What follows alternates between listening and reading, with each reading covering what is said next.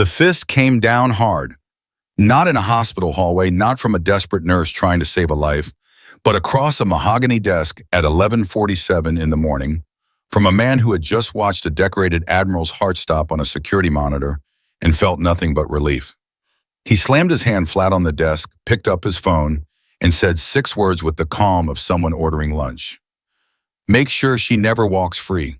He didn't know her name. He didn't care. She had saved the one man who could destroy everything, and now she had to pay for it. Before we go any further, if this is your first time here, hit that subscribe button right now and follow this story all the way to the end. And drop your city in the comments. I want to see exactly how far this story has traveled. Rachel Summers had been a nurse for 19 years, and in that time, she had seen things that would make most people quit after the first week. She had held the hands of men who were dying and couldn't admit it. She had translated the silence of frightened patients into language that doctors could actually act on. She had worked double shifts on Christmas, missed her daughter's school plays, eaten cold sandwiches in supply closets because there simply wasn't time to sit down. She had done all of that without complaint, without recognition, and without a single formal commendation to her name. She was the kind of nurse the hospital couldn't function without and rarely thought about. That Tuesday morning in October started like any other. St. Jude's Medical Center in Bethesda, Maryland was already humming by 7 a.m. The overnight staff was handing off charts. The cafeteria was pushing out scrambled eggs that smelled better than they tasted. Rachel was halfway through a cup of coffee she'd already reheated twice when her charge nurse, Donna Pierce, appeared at the door of the break room with an expression that meant something had changed. "We've got a VIP situation on the East Corridor," Donna said, keeping her voice low even though the room was nearly empty. "DOD is sending someone over. Admiral level. They want the corridor cleared and a private room prepped." Rachel set down her coffee. "What's the admission reason?" "That's the thing. Nobody's telling us. The request came through hospital administration, not through intake. Dr. Alcott's been pulled in. They want experienced cardiac staff on standby." Rachel nodded slowly. Cardiac standby for a VIP with no stated reason in a cleared corridor. That combination had exactly one meaning in a hospital like St. Jude's, which served a significant population of high-ranking military and government officials. Someone was coming in who didn't want anyone to know why. She pulled on fresh gloves from her pocket and followed Donna out. The East Corridor of St. Jude's was ordinarily a busy stretch of hallway connecting the cardiac wing to the imaging suites. By 8:15 that morning, it was empty except for 2 men in dark suits, standing at opposite ends, earpieces in hands, folded eyes, doing the constant, slow sweep of people trained to watch everything and react to nothing. Rachel had barely turned the corner when one of them stepped forward. "Nursing staff only beyond this point," he said, positioning himself directly in her path. "You have clearance. I'm Rachel Summers' cardiac nursing team. I was specifically requested by Charge Nurse Pierce for standby." He looked at something on his phone, then stepped aside without a word. She kept walking. The private room at the end of the corridor, room 114, had been converted almost overnight. There was monitoring equipment she didn't recognize, stacked along one wall, and 2 men in Navy uniforms stood just outside the door, neither of them medical personnel. One of them was on a phone call, speaking too quietly to hear. The other watched Rachel approach with an expression that was somewhere between suspicion and controlled indifference. She introduced herself to the one who wasn't on the phone. "Rachel Summers, cardiac nursing." "He hasn't arrived yet," the man said. That was all. No name offered, no further information. Rachel went inside to check the equipment setup and wait. Admiral Henry Dawson arrived at 8:42. Rachel heard him before she saw him. His voice carried through the door with the kind of authority that doesn't require volume steady clipped, used to being the last word in any room it entered. "I don't need any of this," he was saying. "I told them at the Pentagon, and I'm telling you now. I came because they made me come. I'm not staying." One of the Navy men responded too quietly to hear. "Then tell them I'll see the doctor and nothing else. No tests, no overnight. I have a meeting at 1400. The door opened and Admiral Henry Dawson walked in. He was 63 years old, 6 feet tall, and built like a man who had never entirely left the physical demands of his earlier service behind. His uniform was immaculate. His face was the kind of face that aging had only made more formidable, deep lines, steady eyes, a jaw that looked like it had been set that way permanently. He moved into the room the way he probably moved through every room, like he already owned it and was simply deciding whether it was worth his time. His eyes found Rachel immediately. "Who are you?" he said. "Rachel Summers. I'm one of the cardiac nurses assigned to your care today, Admiral." "I don't need a cardiac nurse. I need this to be over as quickly as possible." He sat down on the edge of the bed without being invited to do so, which somehow made him look more in charge, not less. "What do they want to monitor?" "Dr. Alcott will be in shortly to go over the protocol. In the meantime, I'd like to get your vitals." "No," Rachel paused. She had heard that word from patients before. Usually it came from fear dressed up as stubbornness, or stubbornness dressed up as something else. She was good at telling the difference. "Admiral," she said, keeping her tone completely even, "your vitals take about 90 seconds and they give us a baseline. It's not optional and it's not personal." He looked at her for a moment. Something shifted almost imperceptibly in his expression, not respect to equality, but the recognition that she wasn't going to be moved. "Fine," he said. She started with blood pressure. It was elevated, but not alarmingly so. His pulse was regular. His temperature was normal. She was about to check his oxygen saturation when she noticed something that made her slow down without showing it. His hands. He had his hands resting on his knees and they were completely still. That wasn't unusual, but the color at the tips of his fingers was slightly off, a faint, almost imperceptible grayish tone at the nail beds that didn't match the rest of his complexion.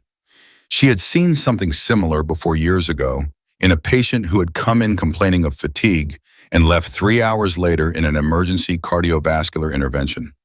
She didn't say anything, not yet. She finished the vitals and noted everything down with practiced precision. "Your resting heart rate is slightly lower than I'd expect given your blood pressure reading," she said. "Have you noticed anything unusual in the last 24 hours? Fatigue, shortness of breath, any tingling in your extremities?" He gave her a look that was almost amused. "I'm 63 years old, Ms. Summers. Everything's unusual." "I understand that, sir. I'm asking specifically." A pause. Something moved behind his eyes, not quite hesitation, but something adjacent to it. "Some fatigue. I assumed it was the schedule. I was in 3 different time zones last week." "Any nausea?" Another pause, slightly longer this time. "Some. Last night, I thought it was the food." Rachel nodded and wrote it down. She kept her face entirely neutral, but inside she was already cataloging what she was seeing against what she knew, and what she knew was making her uneasy in a way she couldn't fully articulate yet. She excused herself and stepped into the hallway. Dr. Thomas Alcott was there, moving toward her with a tablet under his arm and the expression of a man who had already been briefed on more than he was comfortable with. "Alcott," she said quietly, pulling him a few steps away from the Navy men by the door, "I need you to look at his nail beds when you go in and ask him about GI symptoms in the last 12 hours. Alcott frowned. His file shows this as a precautionary cardiac eval. Routine. His nail beds are showing peripheral cyanosis. It's mild, but it's there. And he volunteered GI symptoms when I pressed him nausea fatigue. His resting heart rate is lower than his blood pressure should produce." Alcott looked at her for a moment. He was a careful man, methodical, and he didn't like jumping to conclusions. But he also trusted Rachel Summers' instincts in a way that 19 years of watching her work had earned. "I'll take a look," he said. "I think we should run a broader tox panel." He stopped walking. "On what grounds I can't order a tox panel on a Navy Admiral without a clinical justification that will survive a dozen levels of oversight review?" "I know that. I'm giving you the clinical justification. Peripheral cyanosis, slowed heart rate relative to blood pressure, nausea, fatigue. That combination in a man his age with his profile isn't fatigue from a busy schedule." Alcott looked at her for another long moment. Then he turned and went into the room. Rachel stood in the hallway and let out a slow breath. One of the Navy men near the door was watching her. She couldn't read his expression.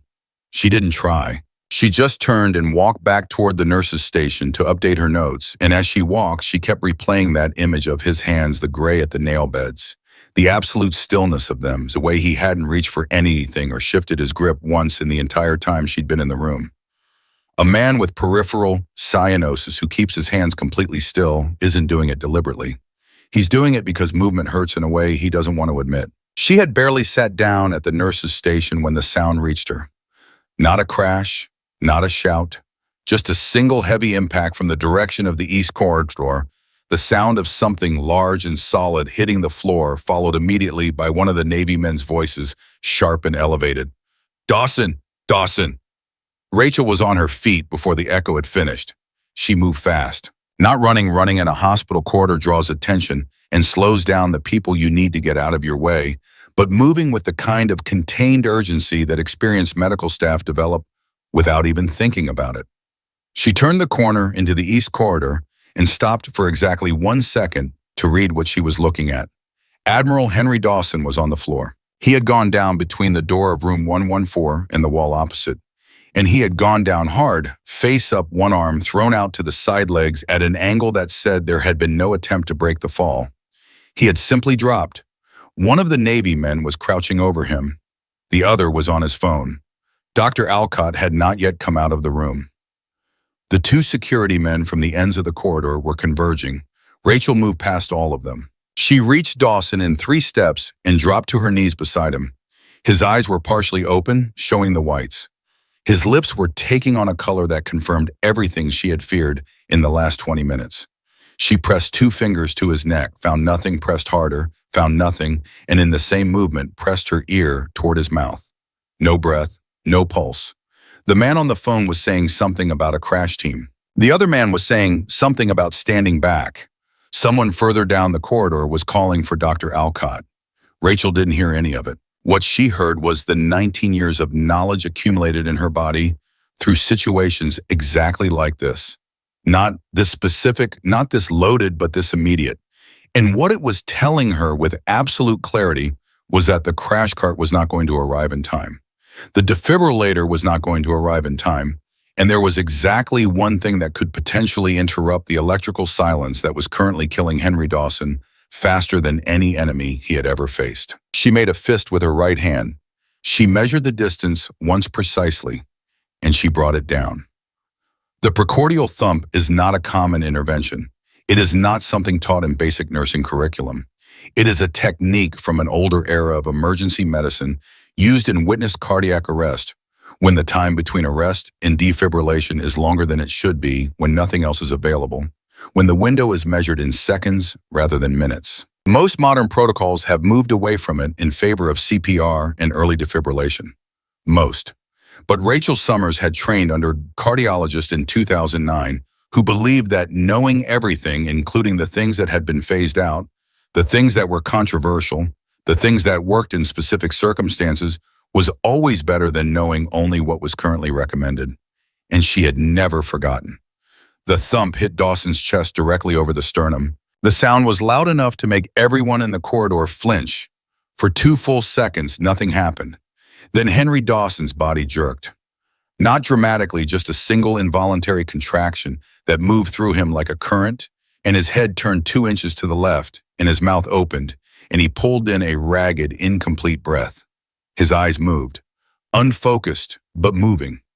Rachel said very quietly, "I've got you." She started CPR, immediately maintaining the rhythm, counting under her breath, not looking up, not responding to anything happening around her, and a great deal was happening around her.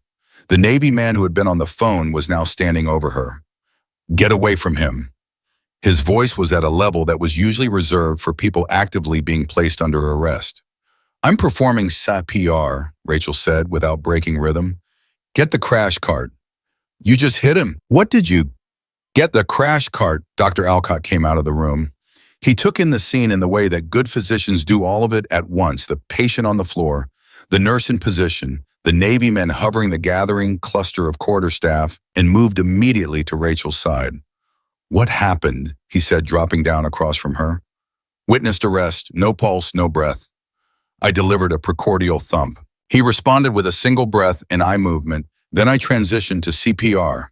We need the cart." Alcott was already checking for a pulse. He found something faint, irregular, but something. "He's got a rhythm. Weak. Rachel, keep going." The crash cart arrived 40 seconds later. The defibrillator pads went on. Alcott called the charge and everyone cleared. The shock went in. The monitor showed nothing for 3 seconds that felt much longer, and then a spike, another, a pattern. "We've got sinus rhythm," someone said. Alcott exhaled. It was the first time in the last 2 minutes that Rachel had seen him exhale. She sat back on her heels and looked at Henry Dawson. His color was already returning, slowly, unevenly, but returning. His chest was moving with something closer to a real breath. His eyes were closed now, which was actually a better sign than the partial open position they'd been in 30 seconds ago. He was alive. He was alive because of a punch. Rachel became aware for the first time since she had heard the impact from the nurse's station of everything happening around her. The corridor had filled. Hospital security had arrived. The two suited men from the ends of the hall were positioned in a way that blocked both exits. The Navy men were speaking rapidly into phones and radios. Someone had a camera, not a phone, a proper camera, and it was pointed at her. She was still kneeling on the floor with her right hand slightly sore from the force of the thump when one of the Navy men said something into his phone that she caught clearly, despite the noise of the corridor. "Yes, sir." The nurse struck him. "I saw it with my own eyes." Rachel looked up at him. He did not look back at her. She stood up slowly, removed her gloves, and was about to say something to Dr. Alcott when she felt a hand close around her arm from behind, firm, not gentle, and a voice she didn't recognize said, "Ma'am, I need you to come with us." She turned. Two hospital security officers, both larger than her, one of them, already reaching for her other arm. "I just performed CPR," she said. "That man is my patient. We understand. We need you to come with us." Dr. Alcott turned. His face showed something complicated. He had seen what she'd done, he understood what she'd done, but there were men in uniforms watching him from 3 different directions. "Rachel, I need you to check his toxicology," she said, and then the security officer's grip tightened, and she was moving not by her own choice, away from Henry Dawson, away from the crash cart and the monitors and the rhythm that she had pulled back from nothing down the corridor toward the administrative wing. The camera followed her all the way. She kept her head up. She didn't know as they walked her through the corridor that the security footage from the hallway had already been accessed remotely. She didn't know that a copy of it was being transmitted to a server she would never be able to identify. She didn't know that the 11 seconds of footage showing her fist coming down onto a decorated admiral's chest had already been clipped, labeled, and sent to 3 separate media contacts under the subject line, "Assault on Navy Hero Hospital Staff." She didn't know any of that. What she knew as they walked her into a small administrative room and closed the door was that Henry Dawson was breathing. That had to be enough. For now, it had to be enough. She sat down in the chair they gestured her toward, folded her hands on the table in front of her, and waited. The first person who came in to question her was not from hospital administration. He was not from the police. He was a man in a dark suit with a federal identification card that he showed her very briefly, and his first question was not, "What happened?" or "Are you all right?" or anything that a person asking in good faith would ask. His first question was, "Have you ever had any contact with the Admiral prior to today?" Rachel looked at him for a moment. She was good at reading situations. She had spent 19 years developing that skill. And what she was reading in that room in that question, in the way this man was sitting across from her with a recorder already running and a yellow legal pad already open, was not an investigation into what had happened. It was the beginning of a story she had not written and was already being cast in. "I want to speak to the hospital's legal representative," she said. The man in the suit wrote something on his pad. He didn't answer her. "I want to speak to the hospital's legal representative," she said again more clearly, "and I want confirmation that Admiral Dawson is receiving appropriate medical care." "The Admiral is being attended to," the man said. "Miss Summers." "It's Rachel Summers, RN. And I'd like my request for legal representation noted in whatever you were writing there." He looked up at her then. There was something in his expression that she couldn't quite categorize, not quite contempt, but not far from it. "Of course," he said. He wrote something else on his pad, clicked his pen closed, and stood up. "Someone will be in shortly." He left. Rachel sat alone in the room. Through the wall, very faintly, she could hear the sounds of the hospital continuing movement, voices, the occasional page over the intercom system. The world was still going on out there. Henry Dawson was somewhere in that world, and his heart was beating, and she was the reason. She thought about the color of his nail beds. She thought about the way he'd kept his hands perfectly still. She thought about the nausea he'd admitted to, the fatigue, the slow heart rate. She thought about what Alcott's face would look like when the toxicology results came back. If they ran the toxicology. if someone let them run it. She was still thinking when the door opened again.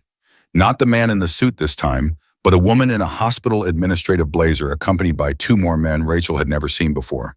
One in a Navy uniform with senior officer insignia, and one in civilian clothes who carried himself in a way that suggested the civilian clothes were recent.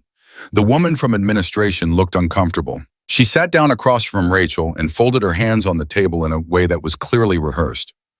"Ms. Summers," she began, "I want you to know that we are taking this situation very seriously and that the hospital is committed to—" "Is Admiral Dawson stable?" Rachel said. A pause. "He is currently receiving care." "That's not what I asked." Another pause.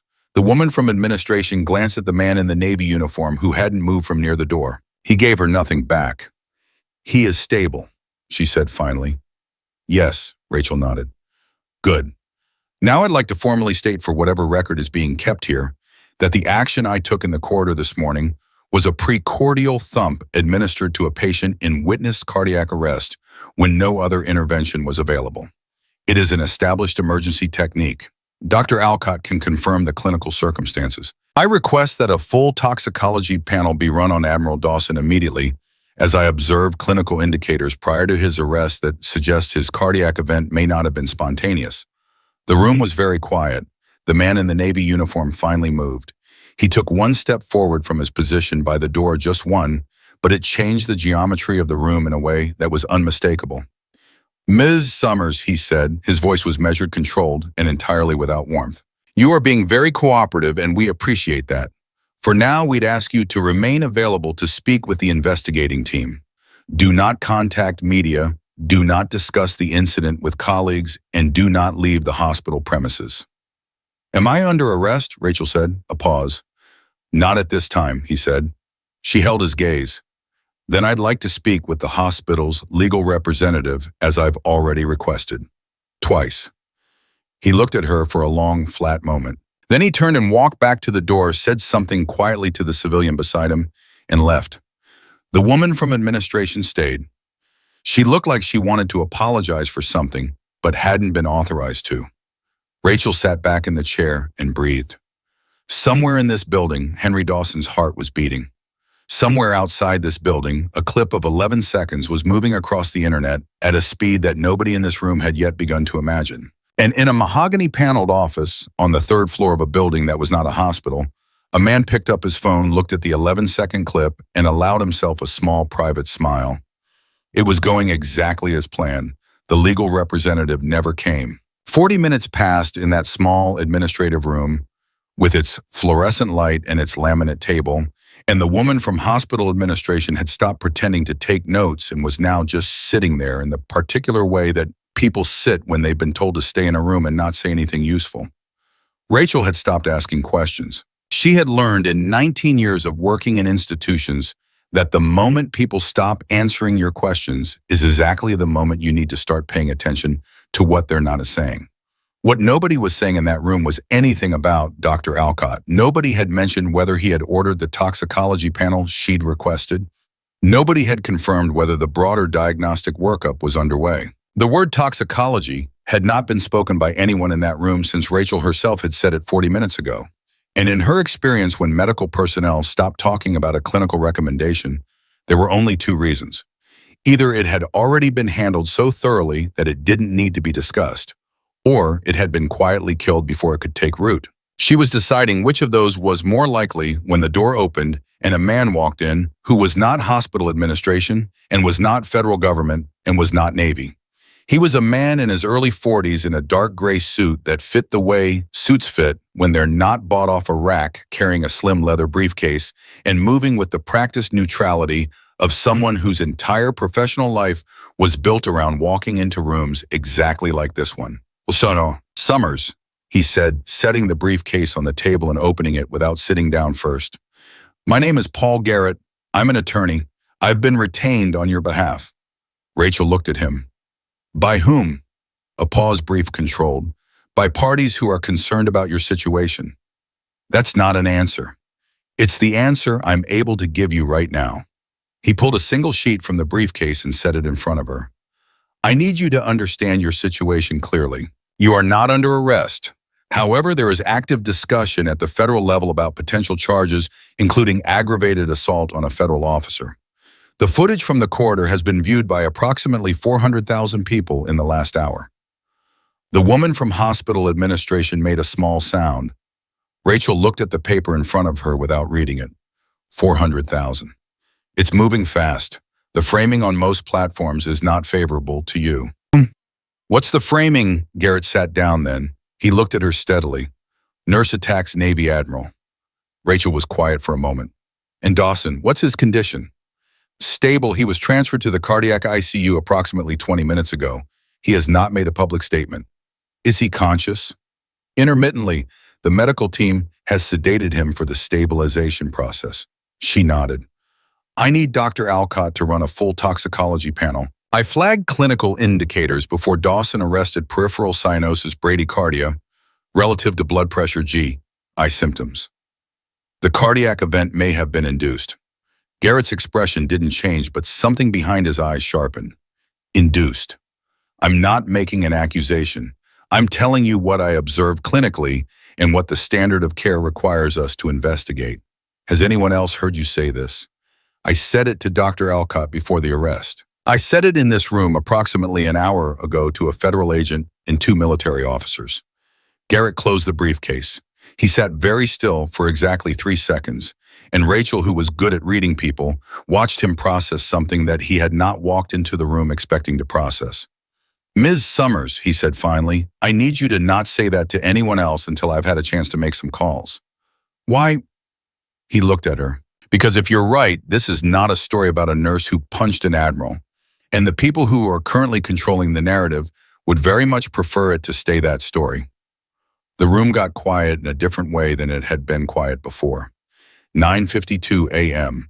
On the 4th floor of St. Jude's Medical Center in the Cardiac Intensive Care Unit, Dr. Thomas Alcott stood at the foot of Admiral Henry Dawson's bed and looked at the monitors with an expression that his residents would have recognized as the one he wore when he already knew the answer to a question he hadn't yet officially asked. He had been thinking about Rachel's words for the last 40 minutes. Peripheral cyanosis, bradycardia relative to blood pressure, GI symptoms. He had been running the differential in the back of his mind through the chaos of the corridor, through the crash cart and the paddles and the restoration of rhythm, through the handoff to the ICU team. And the differential kept narrowing down to a short list that he didn't want to be looking at. The Navy physician who had taken over Dawson's primary care was a commander named Hargrove, who was competent and organized and had the kind of careful politeness that suggested he had been very specifically briefed about what the parameters of this situation were. He had acknowledged Alcott's initial observations with a notation, and then he had moved smoothly into taking control of the care team in a way that had left Alcott standing slightly to the side of his own department. Alcott was not used to standing to the side. He waited until Hargrove stepped out to take a phone call, then moved to the primary workstation and pulled up Dawson's current labs. They had run a standard cardiac panel. BNP troponin, CBC metabolic. Everything you'd run for a standard cardiac event. All of it useful and none of it what Rachel had been asking for. He stood there looking at the screen. Behind him, the monitors beeped their steady rhythm. Dawson's chest rose and fell.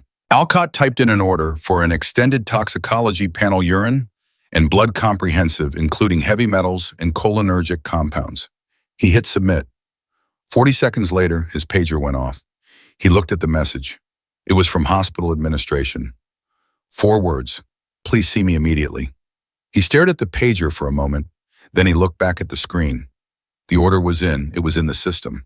Whoever wanted to stop it would have to go into the system to stop it, and that would leave a record. He left the ICU and walked toward administration. 10:08 a.m. Rachel's attorney, Paul Garrett, had been out of the room for 12 minutes when the door opened again, and this time it wasn't Garrett, and it wasn't administration, and it wasn't federal. It was Donna Pierce, Rachel's charge nurse, who slipped through the door like someone who was not supposed to be there and pulled it shut behind her quickly. I have about 3 minutes before someone notices I'm gone, Donna said in the low, fast voice she used when something was genuinely wrong, as opposed to the slightly slower voice she used for things that were merely difficult. Rachel, the footage, it's everywhere. It doesn't look like what it was. I know, No, you don't. I watched it. The angle, the way it cuts, you can't see his vitals. You can't see him going down. You just see you coming down the corridor fast, and then she stopped. Your hand. It just, from that angle, it looks like you attacked him. Rachel kept her voice steady. It was a precordial thump, Donna. Dawson had no pulse and no breath. Alcott can confirm it. Alcott is being walked to administration right now. Two guys I've never seen before. Rachel, something is wrong here. Something is wrong beyond just the footage. Who are the two men? I don't know. Neither of them has hospital ID. One of them was in Dawson's room earlier before you went in. One of the security guys told me they arrived before the Admiral did. Rachel went still. They were here before he arrived. Yes. And Dawson, was he brought in by his regular staff? Did he drive himself? He came in a Navy vehicle. 2 naval personnel plus those 2 men. But the 2 men weren't introduced as Navy. They just were there. Rachel's mind was moving fast. Men who arrived before the patient without hospital credentials, who were present throughout and are now walking Alcott to administration. That wasn't security protocol. That was management. Someone was managing this situation from before it began, which meant someone had known it was going to happen, which meant Donna, she said. Go back to the nurses' station. Look up Admiral Dawson's admission paperwork. I want to know who authorized the admission, not who processed it, who authorized it. And I want to know what the stated reason for admission was on the original request. Donna looked at her for a moment. You think he was set up? I think the footage was sent out within minutes of what happened. Someone had it ready to send. You don't have a media contact list ready, and a clip labeled, and a narrative prepared for an event you didn't know was going to happen. The color left Donna's face slightly. Rachel, please go look at the paperwork. Don't say anything to anyone about why you're looking. Donna left. Rachel sat back down at the table. She could feel the shape of something enormous and dark around the edges of what she knew, the way you feel the walls of a room in the dark before your eyes adjust. She didn't have enough yet, but she was starting to understand the architecture. 10:19 a.m. In the administrative suite, Dr. Thomas Alcott sat across from the hospital's chief of staff, Dr. Raymond Briggs, and 2 men who had not introduced themselves and were not being asked to. Thomas Briggs said, with the particularly careful intonation of a man who has been told what to say, but not how to say it convincingly, I understand you submitted an order for an extended talks panel on Admiral Dawson. That's correct. Can you walk me through the clinical justification, sir? Alcott looked at him steadily. Nurse Summers flagged peripheral cyanosis bradycardia relative to systolic pressure and GI symptoms within the past 12 hours. The combination in a patient of his profile warrants investigation of possible toxic exposure, including cholinergic compounds. It's standard differential. One of the unintroduced men leaned forward slightly. Dr. Alcott, the Admiral's cardiac event has been preliminarily attributed to hypertensive crisis, secondary to chronic stress, and an aggressive travel schedule. His personal physician has provided that assessment. His personal physician wasn't in that corridor, Alcott said. No, but we have his full medical history and its supports. With respect, Alcott said, and his voice had taken on a particular quality that it sometimes took on when he was genuinely angry and was choosing to express it through precision rather than volume. Peripheral cyanosis is not a feature of hypertensive crisis. Bradycardia is not a feature of hypertensive crisis. Nausea in the preceding 12 hours is not a feature of hypertensive crisis. Those symptoms together in a man whose heart stopped without adequate clinical warning suggest something that is not in his personal physician's assessment. I'd like to know why. The room was very quiet. Briggs was looking at the table. The man who had spoken looked at Alcott with an expression that was almost respectful. Almost. The order has been placed on administrative hold pending review. We want to make sure the appropriate chain of authorization is followed, given the sensitivity of the patient. Alcott stood up. Pull the hold, he said, or tell me the name and title of the person authorizing it so that I can formally document my objection through the hospital's clinical governance process. One of those 2 things needs to happen in the next 10 minutes. He left. In the hallway, he pulled out his phone and sent a text message to a number he had not used in over a year. The message was 4 words, I need a favor. 10:33 a.m. The footage had hit 600,000 views, then 900,000. Then somewhere around 10:37 in the morning, it crossed 1 million, and at that point, it stopped being a video and became a headline, which is a different thing entirely. Headlines have narratives attached to them before anyone has read the first sentence, and the narrative attached to this one was simple and powerful and almost entirely wrong. Nurse attacks Navy Admiral in Bethesda Hospital. Rachel didn't know the numbers. She was still in the administrative room, and Paul Garrett had come back in at 10:29 with an expression she couldn't fully read, which unsettled her because she could usually fully read Paul Garrett's expressions, even though she had only known him for 40 minutes. "What happened?" she said. "I made some calls." He sat down across from her and put both hands flat on the table, a gesture she was beginning to read as his tell for when he was about to say something he wished he didn't have to say. "Rachel, there are federal agents from two separate agencies currently in this building. One group is DOD affiliated. The other group I'm having trouble confirming who they're with, which is itself a problem." What does that mean? It means someone with significant authority is moving very fast to control what happens next. The footage is at over 1 million views. There's a senator who's already issued a statement calling for your nursing license to be suspended pending investigation. And the hospital has been contacted by the DOD about restricting your access to any information related to Admiral Dawson's care. Rachel stared at him. Can they do that? Legally, there's a gray area around national security that makes the answer complicated. Practically, yes. They're doing it. The toxicology order? I'm aware of it. It's been placed on administrative hold. She felt something cold move through her. Not fear exactly, something harder than fear. Garrett, someone sent that footage within minutes. Someone had it ready. Someone managed this situation from before it started. She paused. And someone put two unidentified men inside this hospital before Admiral Dawson even arrived. Garrett looked at her for a long moment. He picked up his pen, set it down again. "Tell me everything you observed from the moment you walked onto the East Corridor. Everything. In sequence. Leave nothing out." She told him, on all of it. The nail beds, the stillness of the hands, the slow resting heart rate, the GI symptoms Dawson had admitted to. The way the two men had arrived before the Admiral, the way the security footage had been accessed and transmitted in minutes. She laid it out in the same methodical way she documented clinical observations, one fact at a time, building a picture. When she finished, Garrett was very still. "Rachel," he said, "if what you're describing is accurate, it's accurate. Then the question isn't why they're coming after you.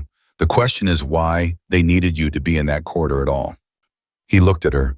"If Dawson died without your intervention, what would have happened?" She thought about it. Cardiac event, death. Investigation probably given his profile.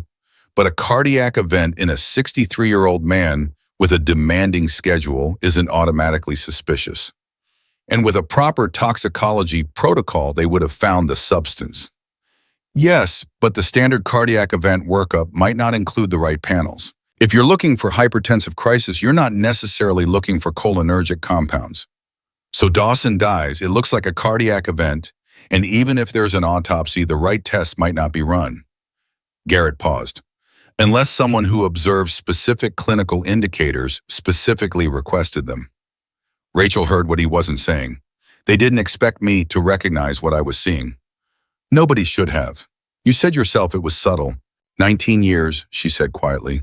And a cardiologist who believed in knowing everything. Garrett stood up. "I need to make more calls. Don't speak to anyone without me present." He stopped at the door. "Rachel, the position you're in right now, I want you to understand something. They're not coming after you because you did something wrong. They're coming after you because you did something right at exactly the wrong moment for the people who needed Dawson dead." He left. She sat alone again. The fluorescent light hummed. Somewhere in the hospital, Henry Dawson was breathing. And somewhere in the city, in offices, in vehicles, and on encrypted phones, people were working very fast to make sure that the story of today became the story they had written, instead of the story that had actually happened. 10:58 a.m. Donna Pierce came back. She didn't slip through the door this time. She came in with the slightly formal walk of someone who has decided that the most dangerous thing she can do now is hesitate. She sat down across from Rachel, put both hands on the table and said, "The admission authorization for Admiral Dawson did not come from standard OD medical channels." Rachel went very still. "It came from a specific office within the Pentagon. I can't tell you which office because the letterhead on the scanned form is partially redacted on our end. I don't know why, that's not standard. But the name on the authorization signature is not Dawson's personal staff. It's not anyone from his direct chain of command. Can you find out whose name it is?" "I already did." Donna's voice dropped. "It's a Rear Admiral named Marcus Vell. He's currently assigned to a Joint Oversight Committee for Naval Operations in the Atlantic Command. He has no administrative relationship with Dawson at all." She stopped. "Rachel, why would a Rear Admiral with no connection to Dawson arrange his admission to this specific hospital on this specific day?" The answer was forming in Rachel's mind before the question finished. It had been forming since Garrett left the room, gathering weight and shape, and the specific terrible clarity of things that become obvious only once you know where to look. Marcus Vell had arranged the admission. Not Dawson's people, not Dawson himself, who had come in reluctantly, who had said, "I don't need any of this," who had kept his hands perfectly still on his knees and admitted to nausea he thought was food. Dawson hadn't arranged to be at St. Jude's that morning. Someone else had arranged it. Someone had moved him into position. "Donna," Rachel said, "go back to your station, say nothing. And if anyone asks you why you were in here, you were delivering paperwork." Donna nodded and stood. At the door, she turned back. "Rachel, whatever's happening, you saved him. Whatever they say about what that footage looks like, you saved him." "I know," Rachel said. "That's the problem." Donna left. The door had barely closed when Rachel heard voices in the hallway outside, sharp, urgent, overlapping, and then the door opened again, and this time it was Garrett, and behind him, two men she recognized as the federal agents who had been in the building since before 10. They moved in with the particular body language of people who have received an authorization they have been waiting for. Ms. Rachel Summers, the first one, said, "You are being placed in federal protective custody pending investigation into the events of this morning. You are not under arrest, however." "I know," she said. She was already standing. "I know, Ma." She picked up her badge from the table. She held it in her hand for a moment. 19 years of early mornings and cold coffee and lives pulled back from the edge and charts and gloves and the steady, unglamorous, essential work of keeping human beings alive. Then she set it down on the table. "My patient's toxicology order has been placed on administrative hold," she said, looking directly at the agent who had spoken. "I want that on record. If Admiral Dawson's condition deteriorates because the appropriate panels were not run, that hold, and the name of whoever authorized it becomes part of the evidentiary record of this case." The agent looked at her. Something moved behind his eyes, the faintest hesitation, the kind that happens when someone hears something that doesn't fit the shape of the story they walked in with. "Noted," he said. She walked toward the door. In the hallway, as they moved her through the hospital with Garrett beside her and the agents flanking her from behind, she passed the east corridor. The yellow tape was up now, blocking the entrance. A forensic team in paper booties was moving around the area where Dawson had gone down. One of them was measuring distances. Rachel looked at the spot on the floor where she had knelt beside him, where she had felt nothing under her fingers and made a decision in under 2 seconds that had kept a man alive. Then she kept walking. Outside the hospital, the day was bright and sharp and completely indifferent to everything that had happened inside. There were cameras. 3 separate news vans were already parked at the edge of the hospital property. And the moment Rachel came through the doors, the cameras swung toward her like weather vanes in a changed wind. She didn't cover her face. She walked with her head up, the way she had always walked, the way her mother had taught her to walk when she was 12 years old and told her that dignity was the one thing that couldn't be taken from you unless you gave it away yourself. She got into the federal vehicle. The door closed. The cameras kept filming. And in the cardiac ICU on the 4th floor where no camera could reach and no news van could park. Admiral Henry Dawson opened his eyes for the first time in over an hour, looked at the ceiling of the room where people were keeping him alive, and said 2 words to the Navy physician leaning over him. 2 words that nobody except Hargrove heard, 2 words that Hargrove would later claim he could not clearly recall. "The nurse," Dawson said. His voice was barely above a whisper, rough from the tube they had placed, and removed weak from everything his body had been through in the last 2 hours. "The nurse," he said again. Where is she? Hargrove said, She's been taken into custody, sir. Dawson looked at him. His eyes, even reduced to this, the pale face, the tubes, the monitoring leads, were the eyes of a man who had spent 40 years in rooms full of people making the wrong decisions and had developed a very particular response to it. Get her back, he said. Hargrove said nothing. That's an order, Commander. Hargrove left the room. He walked to the hallway and took out his phone and stood there for a moment. Then he dialed a number that was not in his standard contacts list, a number he had been given 3 weeks ago, with instructions to use it only if something unexpected happened. Something unexpected had happened. The phone rang 4 times before someone picked up. He's asking for her, Hargrove said. There was a long silence on the other end. Then, how coherent is he? Coherent enough. Another silence. Keep him sedated. We'll handle the rest. The call ended. Hargrove stood in the hallway. He looked back at the door of Dawson's room. Then he looked at the phone in his hand. He was a Navy physician. He had taken an oath. 2 of them actually, one to the Constitution and one to his patients. Right now in this hallway at 11 minutes before noon, those 2 oaths were pointing in very different directions. He put the phone in his pocket and went back into Dawson's room. He stood at the bedside. Dawson was watching him. Sir, Hargrove said very quietly, is there someone outside of your direct chain of command that you trust? Dawson looked at him for a long moment. Then he said a name. Hargrove memorized it. He didn't write it down. I'll make a call, he said. He left the room again, and this time he kept walking. 11:03 a.m. The federal vehicle they put Rachel in was not a police car. It had no markings, no partition, no cage in the back. It was a dark blue SUV with tinted windows and 2 agents in the front seat who had not introduced themselves and did not speak after the doors closed. Garrett sat beside her in the back, his briefcase on his knees, his phone already in his hand. Where are they taking me? Rachel said. A holding facility about 12 minutes from here. Federal, not county. You won't be processed like a criminal. This is classified as protective custody, which gives them latitude to hold you without formal charges for up to 72 hours. 72 hours. Yes, she looked out the window. The hospital was already disappearing behind them. Garrett, the name Marcus Vell, what do you know about him? He didn't answer immediately, which told her he knew something. Where did you hear that name? His signature is on the authorization that brought Dawson to St. Jude's this morning. My charge nurse found it. The silence in the vehicle changed quality. One of the agents in the front seat adjusted the rear-view mirror slightly, a small movement, but Rachel noticed it. She noticed it everything right now. Her mind was running at the kind of sustained, high pitch that it only hit in genuine emergencies, the state where time seemed to slow down just enough to let her see details she would normally miss. Don't say anything else in this vehicle, Garrett said quietly. He wasn't whispering. He said it at normal volume, which was its own message. She understood. She sat back and looked at her hands and didn't say another word for the remaining 9 minutes of the drive. 11:16 a.m. The holding facility was a building she would not have identified as a federal.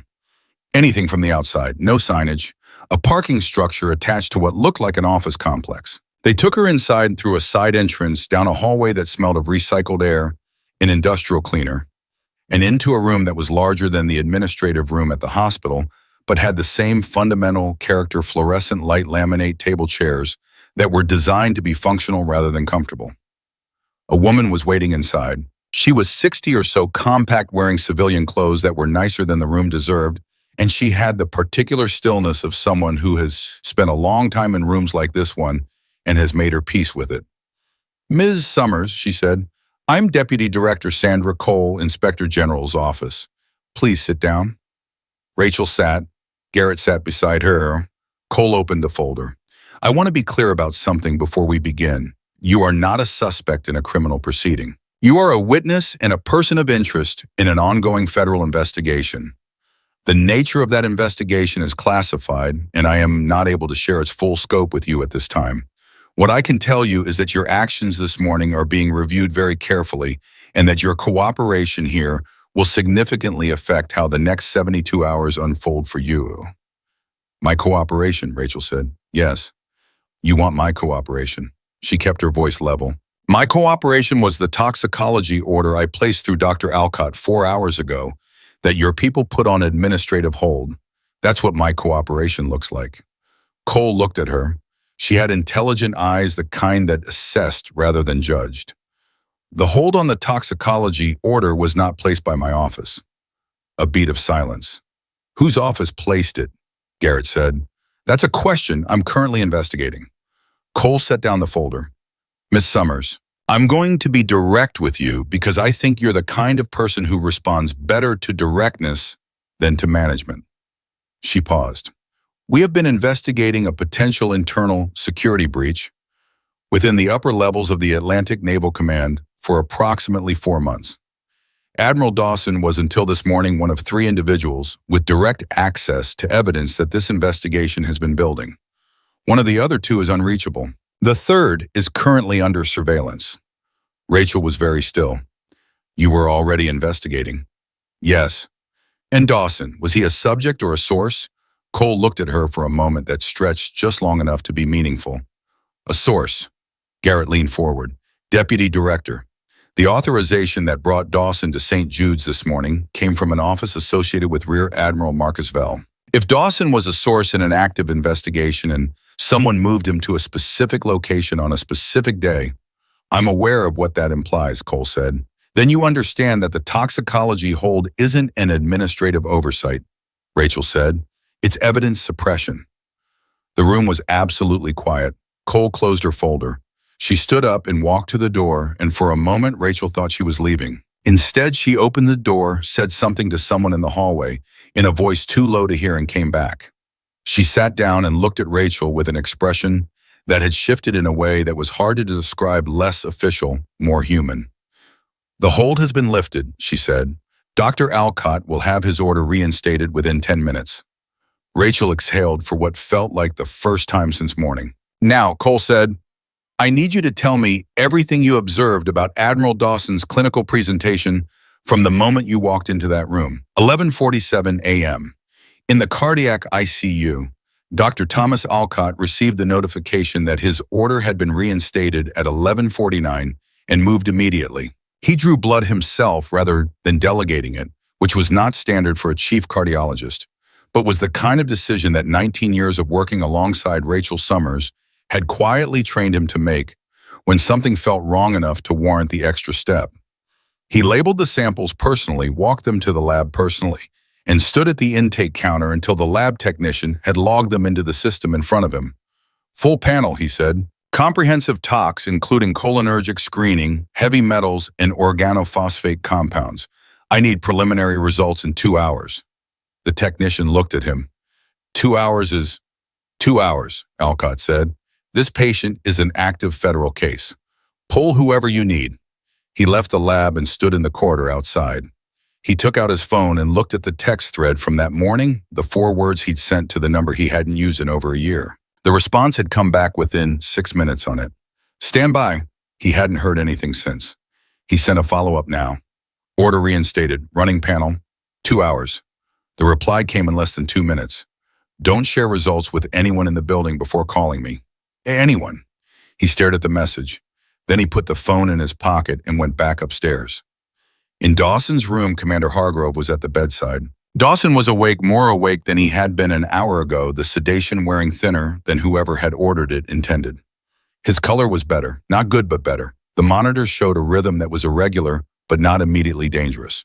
Hargrove had not made the second call. He had stood in the hallway for 4 minutes after leaving the room, weighing the name Dawson had given him against the number on his phone, and then he had put the phone in his pocket and made a decision that would cost him something, though he didn't yet know what.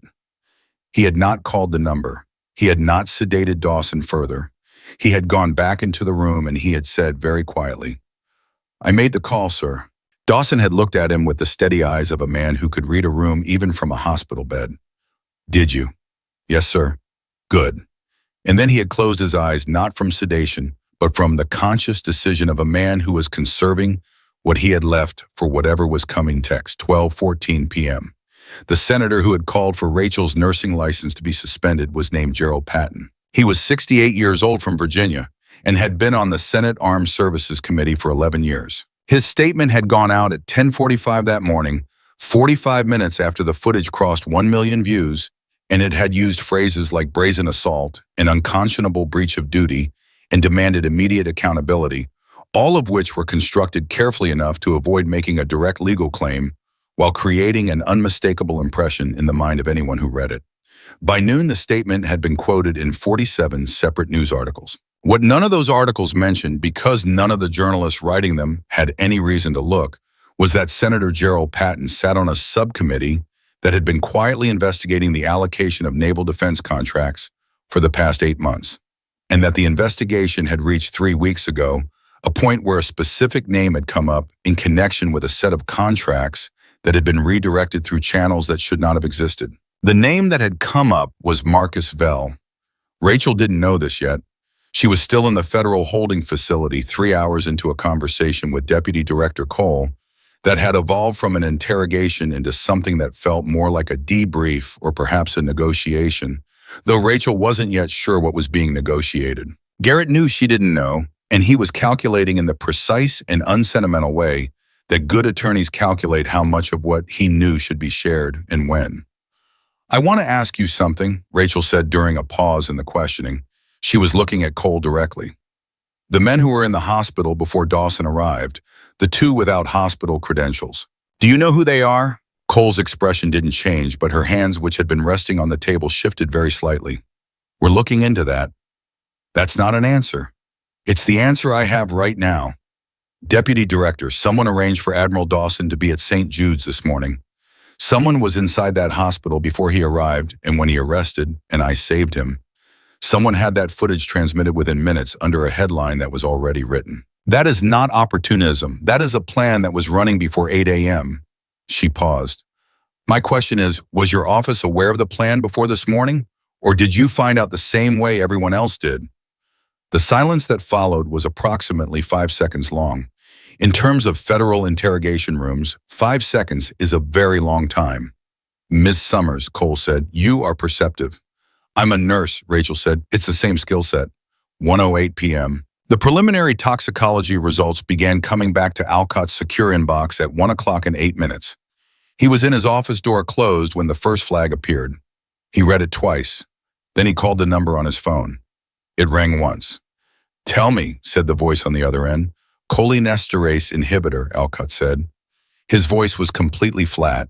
He had trained it to be flat in moments like this because flat was useful and everything else was not. Low concentration, consistent with oral administration over a period of hours rather than a single acute dose. His body was breaking it down, but not fast enough. His heart rate was being artificially suppressed. A silence. Organophosphate. Similar mechanism, different compound. This is specific. This is not an accidental exposure.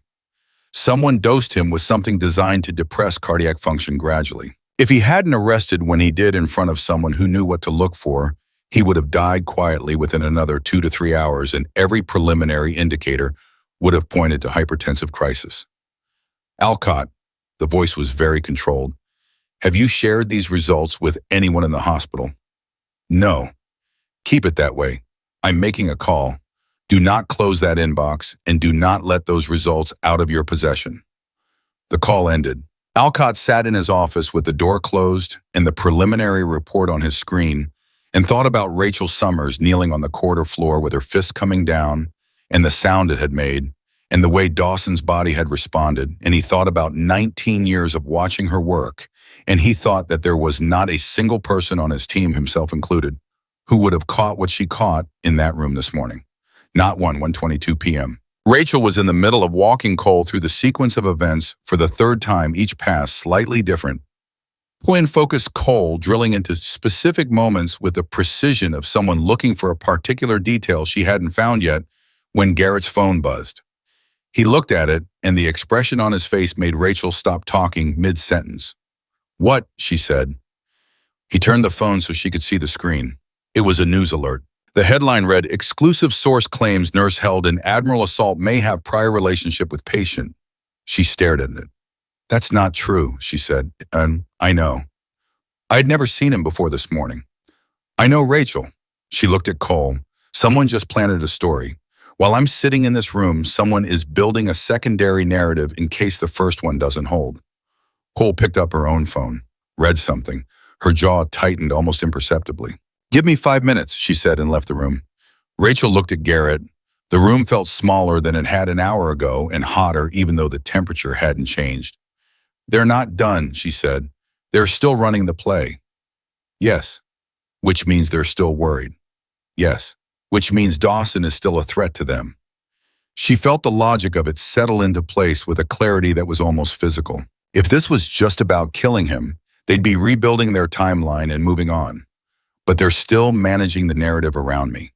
Why do you manage the narrative around a witness unless the witness is still dangerous to you? Garrett looked at her. "Because you saw something." "Because I said something," she corrected, "in that room about the toxicology to a federal agent and 2 military officers. On record." She paused. "They need that to go away. Not just the footage, the clinical observation, the request for the tox panel, all of it. They need the world to believe you're a violent, unstable person with a prior relationship to the victim," Garrett said, "which makes everything you said this morning the product of a disturbed mind rather than a trained medical professional." The door opened. Cole came back in. Her 5 minutes had been 3. "The story was planted by an anonymous source through a third-party PR contact," she said, sitting down. "We've identified the PR firm. It has a previous relationship with 2 defense contractors." She stopped. "Both of which hold contracts that are currently under review by a Senate subcommittee." Rachel looked at her. "Vel, we believe so, yes." "So this is about money," Rachel said. "Defense contracts." "It is never just about money," Cole said. "It is about the kind of money that makes careers and ends careers, that moves through enough layers that it looks like procedure." Dawson had documentation, 3 months of it. He was preparing to bring it to the subcommittee, directly bypassing his chain of command, because 2 people in his chain of command are part of what he was documenting. The weight of it settled over the room. "He didn't know he'd been poisoned," Rachel said. "No, he thought he was tired. He probably thought the nausea was stress." Cole paused. "They chose a method that mimics natural deterioration. In a man his age with his schedule, nobody questions it. Except someone who looks at his hands," Rachel said quietly. 2:05 p.m. In the cardiac EQ, Admiral Henry Dawson was the most awake he had been since the quarter. The sedation had thinned to almost nothing, and Commander Hargrove had made the quiet, unilateral decision not to push another dose. He had documented it as a patient preference, which was technically accurate because Dawson had, when asked, said in 3 clear words, "No more sedation." Hargrove had written it down and hoped it would be enough if anyone asked later. Dawson was not at full capacity. He was aware enough to know that full capacity might be several days away, and aware enough to know that he didn't have several days. Whatever Rachel Summers had walked into this morning, whatever they were doing to her right now, and whatever room they had put her in, was happening because of him, because of what he knew and what he had been trying to do about it and what someone had done to stop him. He looked at Hargrove. "My briefcase. Where is it?" "I don't know, sir. It wasn't logged as part of your admission." "It was in the vehicle, Navy vehicle, gray." "I'll look into it. There's a drive in the outside pocket. Small black." His voice was effortful but precise. "If that briefcase has been searched, the drive is gone. If it hasn't been searched, I understand, sir." "Don't tell anyone else." Hargrove nodded. He left the room and made 3 phone calls in the space of 8 minutes. The first was to the Naval Motor Pool asking about the vehicle. The second was to the name Dawson had given him earlier, a name he had now memorized so thoroughly he could have recited it in his sleep. The third was to a number he looked up through a secure directory, a number associated with the Inspector General's office. The person who answered on the third call said Cole. Hargrove said, "This is Commander Brian Hargrove, St. Jude's Medical Center. I'm calling about Admiral Dawson's briefcase." A pause. Then Cole said very carefully, "Tell me." 2:31 p.m. The room shifted when Cole came back the second time. Rachel felt it before she understood it, the particular change in atmosphere that happens when new information has entered a situation and altered its geometry. Cole sat down. She looked at Rachel with an expression that was impossible to read and said, "There is a drive. Dawson had a drive with him this morning, containing encrypted documentation. It was in his briefcase in the vehicle. The vehicle was impounded by naval security at 10:15 this morning." She paused. The briefcase has been signed out to an individual whose credentials do not match any active naval personnel in our system. Rachel heard what she was saying. It's gone. The briefcase is gone. The drive is gone. Cole's voice was even. However, Dawson is awake and coherent enough to have told his physician that there is a secondary backup. He will not say where except to say that the person who knows the location is not in the military. Rachel stared at her. He told his physician, not you, not me, not anyone from my office. Why, Paul, why am I in him? Because Cole said he doesn't know yet who in the chain he can trust. He knows someone inside the system moved him to that hospital this morning. He doesn't know how deep it goes. She paused. But he knows what you did. He knows you saw something no one else saw and that you acted on it. And according to Commander Hargrove, the first coherent thing Dawson said after he regained consciousness was your name. The air went out of the room for a moment. Not her name, the nurse. But in Henry Dawson's world, in the world of a man who had spent 40 years learning to identify the people in a room who were actually paying attention, that was the same thing. He wants to talk to me, Rachel said. Yes, Cole said. And you want me to go back to that hospital? Yes. Under what condition? Because an hour ago I was being held in federal protective custody and a senator was calling for my license, and now you want to walk me back through those doors. The senator's statement has been complicated, Cole said, and the way she said complicated carried an entire story Rachel did not yet have access to. And your status here is changing. The preliminary toxicology results came back 40 minutes ago. Rachel went completely still. And cholinesterase inhibitor, oral administration, someone poisoned him slowly enough that it looked like natural decline. Cole set her hands flat on the table, both of them, the way people do when they want to signal that they are telling you everything they have. Rachel, you are not a suspect. You have not been a suspect since those results came in. What you are is the only person in that hospital this morning who understood what was happening to him before he hit the floor. Why, in the footage shows a nurse performing an emergency precordial thump on a patient in cardiac arrest. That is what the footage shows, and that is what every cardiologist who reviews it is going to confirm. She paused.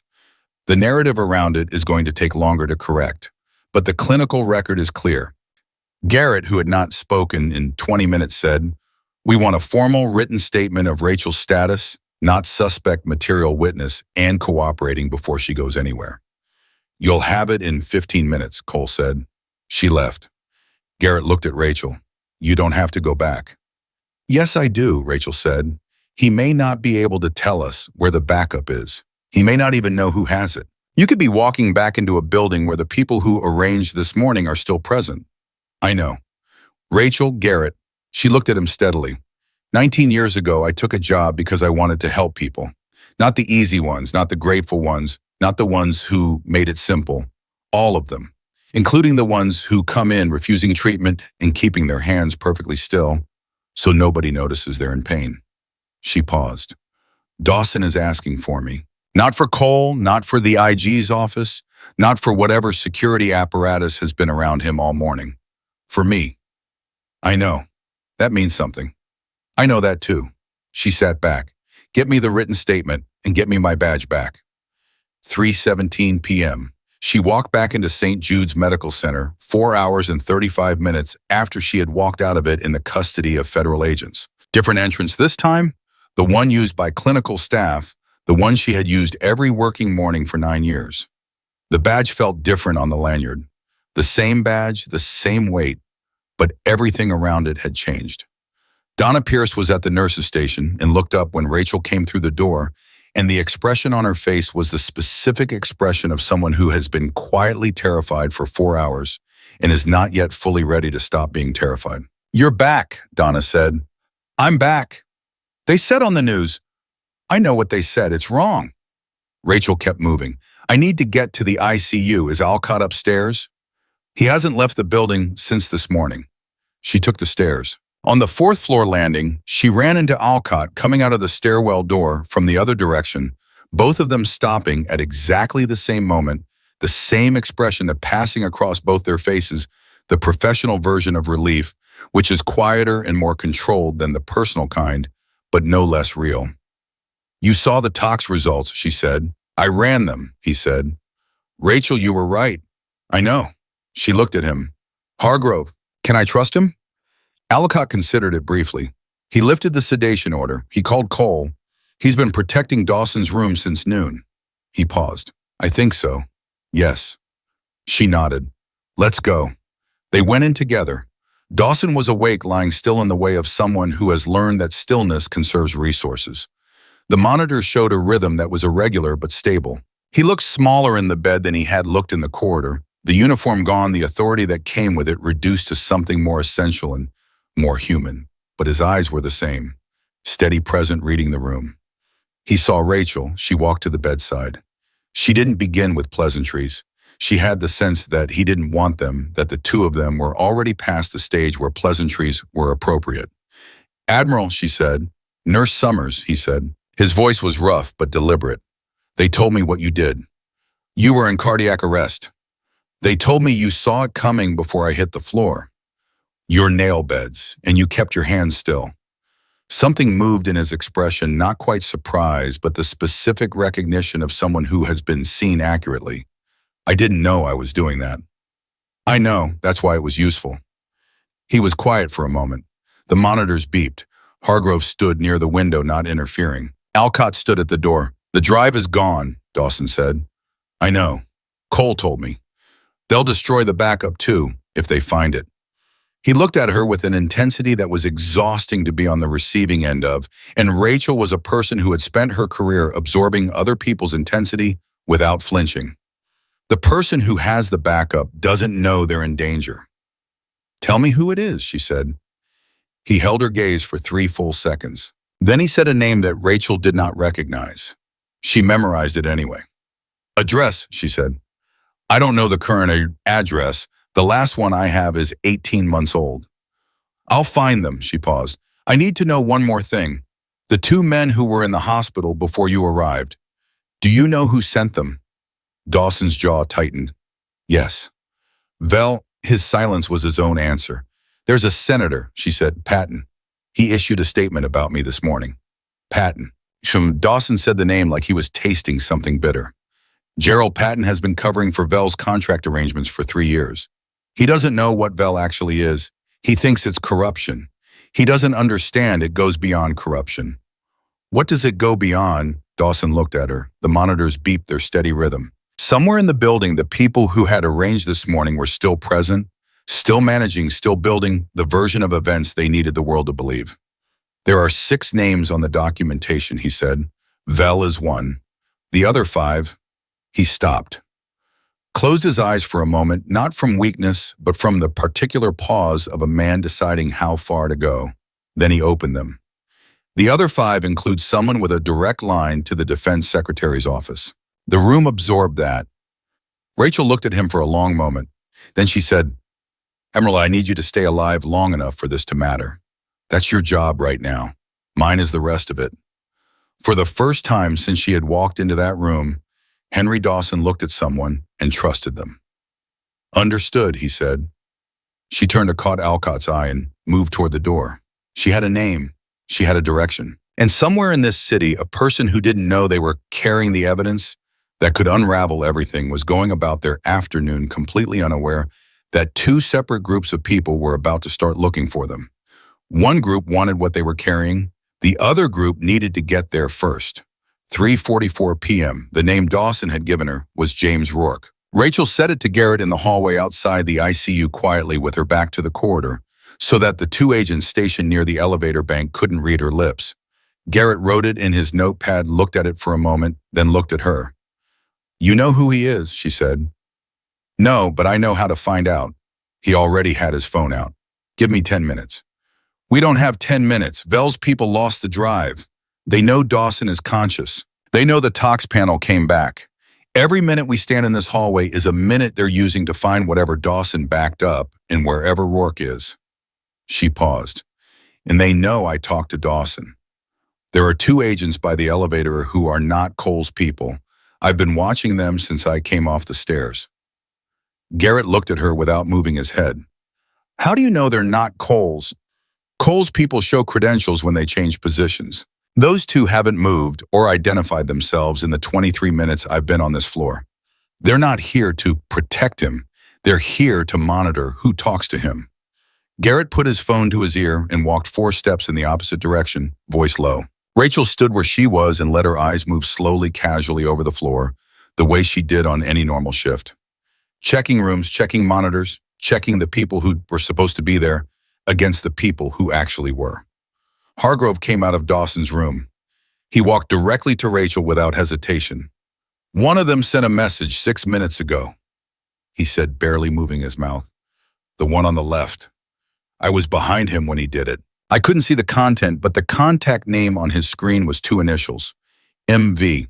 Marcus Vell. They had someone in the ICU reporting back to Vell in real time, which meant Vell already knew Rachel had spoken to Dawson, which meant the clock already running had just gotten significantly shorter. "We need to move Dawson," Rachel said. Hargrove shook his head. "He's not stable enough for transfer. His rhythm is still irregular. Moving him without cardiac support risks another arrest. Then we need to move everyone else. Clear the floor of anyone who isn't verified clinical staff. I don't have the authority to do that. Alcott does." She turned. "Where is he?" "His office. He went down to make calls." She went to the stairs. 4:02 p.m. Garrett's 10 minutes became 6. He found her on the second-floor landing, where the stairwell was empty and the acoustics were bad enough that anyone trying to listen from above or below would catch only fragments. "James Rourke," he said, looking at his phone. 61 years old, retired naval intelligence officer, served under Dawson in the early 2000s. They worked together on a counterintelligence task force classified. I can only see the framing document, not the content. He retired 8 years ago, currently living in Annapolis. He paused. "Rachel, his last known address puts him 14 minutes from this hospital. Does Cole know about him?" "I don't know. I didn't tell her." "Don't? Not yet." She said it quickly and then felt the weight of it, the decision to withhold from the one federal official who had so far appeared to be genuinely on her side. She didn't like the feeling, but Dawson had given her the name not Cole. He had given it to her specifically in the same deliberate way he had given Hargrove the name earlier, parceling out trust in small quantities to people he had assessed and decided were worth it. She was going to honor that until she understood why. "I need a way to reach Rourke without going through any channel that Vell could be monitoring," she said. "That rules out every phone I have." "Donna," Rachel said. Garrett looked at her. "Donna's personal cell. Prepaid, she keeps one for her kids during school hours so they can reach her without going through the hospital system. Nobody in this building knows that number except her family." She was already moving back up the stairs. "Get me 2 minutes with her." 4:19 p.m. Donna Pierce handed over her personal phone with the expression of someone who understood that they were crossing a line and had decided the line needed crossing. She asked no questions. She went back to her station and Rachel stood in the medication room with the door closed and Garrett keeping watch outside. She dialed the Annapolis number that Garrett had found. It rang 4 times. 5. She was preparing for voicemail when someone picked up. "Yes." Male voice, careful. The single syllable of a person who answers unknown numbers by giving nothing away first. "Mr. Rourke, my name is Rachel Summers. I'm a nurse at St. Jude's Medical Center in Bethesda. Admiral Henry Dawson gave me your name approximately 40 minutes ago. He's in the cardiac ICU. He was poisoned this morning." The silence on the other end lasted exactly 3 seconds. "Is he alive?" "Yes, stable but compromised. He said you have something. A backup. He said you don't know you're in danger." Another silence, this one different in quality. The silence of someone processing information they had been half expecting and half dreading. "How do I know you're who you say you are?" "You don't, but you can turn on any news channel right now and see my face because I'm the nurse they're calling a criminal for saving his life this morning. If that's not sufficient..." "I know who you are," Rourke said. His voice had changed. The caution was still there, but underneath it, something else had surfaced. Something that sounded almost like relief. "I've been watching the coverage all day. I kept thinking someone should be asking the right questions about that footage. Mr. Rourke, the people who arranged what happened this morning already lost the primary drive. They're looking for the backup. If Dawson told me about you, there's a possibility they know about you too." A beat of silence. "How long do I have?" "I don't know, not long." "There's a copy," he said. Dawson gave it to me 3 weeks ago. He said if anything happened to him, I should know what to do with it. I've been sitting here all day watching the news trying to decide if this counts as something happening to him. It counts, Rachel said. The copy is encrypted. I have the key. He has the key, and there's a third key held by someone neither of us has direct contact with. He paused. If I bring it to you and something happens to me before I can give you the third party's information, it's useless. Then tell me the third party's name right now, before you come. A long pause. A woman named Carol Vance. She's a retired federal judge. She and Dawson have been friends for 30 years. She lives in Georgetown. He stopped. Miss Summers, the content of that drive, if it reaches the right people, it ends careers, senior careers. People who have been in those positions long enough to have built entire systems around protecting themselves. I know. Dawson told me there are 6 names. One of them has a direct line to the defense secretary. Rourke made a sound that wasn't quite a laugh. He told you that. He told a nurse he met this morning more than he's told most of his command in 3 months. Another pause. He trusted the right person. How soon can you get here? An hour, maybe less. Don't come to the hospital. The building is compromised. She thought fast. Do you know the federal building on Wisconsin Avenue? The IG satellite office? Yes. Ask for Deputy Director Sandra Cole, only her. Tell her Rachel Summers sent you and that you have a package for the Dawson matter. And if she's compromised too, it was the right question. It was the question Rachel had been carrying since the moment she decided not to tell Cole about Rourke. She lifted the hold on the toxicology order this morning. She's the reason the results came back. I don't have certainty, but I have reasonable confidence. Reasonable confidence, Rourke repeated. I've made decisions on less. So have I. All right, he said. 1 hour. The call ended. Rachel stood in the medication room for a moment holding Donna's phone, breathing. Then she went out and gave it back and said, thank you. And Donna said, don't thank me, just don't get me fired, which was exactly the kind of thing Donna said. And it was so normal in the middle of everything abnormal that Rachel felt something loosen in her chest that she hadn't realized was tight. 4:38 p.m. The 2 men by the elevator left the 4th floor at 4:38. Rachel knew because Hargrove texted her a single word from his personal phone, gone. She showed it to Garrett, who showed it to no one, and they agreed that the departure was not reassuring. People monitoring a situation don't stop monitoring because the situation resolved.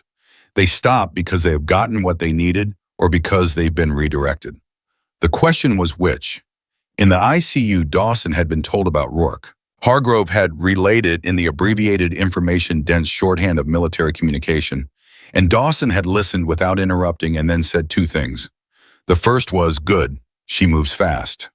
The second was, tell her about Patton.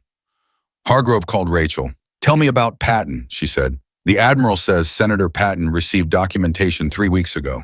Not from Dawson, directly from a source inside the subcommittee staff. It detailed the contract redirections, but not the deeper structure. The Admiral believes Patton suppressed it. Suppressed it, or didn't understand what he was looking at. A pause. The Admiral says Patton understood enough to make the statement he made this morning.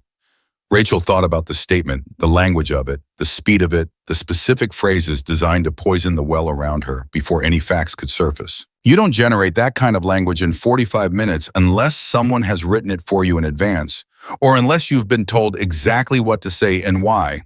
Patton was managed, she said. Vel managed him the same way they manage the footage. Have something ready, deploy it fast, control the first impression. That's what the Admiral believes. Tell him I'm working on it, and tell him to keep his rhythm steady because I need him conscious for what comes next.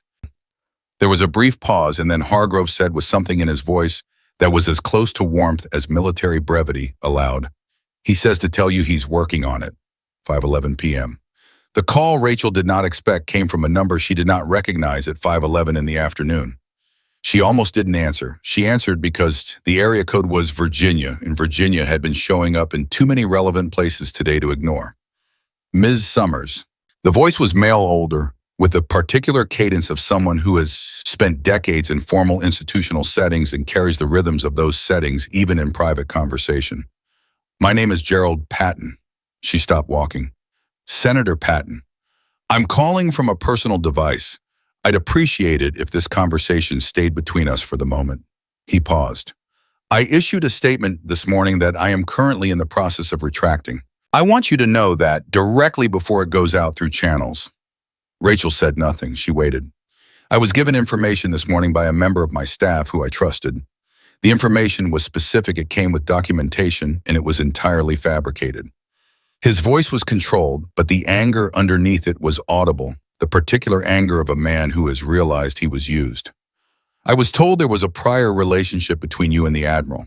I was told the punch was deliberate. I was given a timeline that has since been contradicted by the hospital's own security logs. Who gave your staff member the information? Rachel said. A silence. I have a strong suspicion. I'm not prepared to state it publicly until I've spoken to the Inspector General's office. He paused.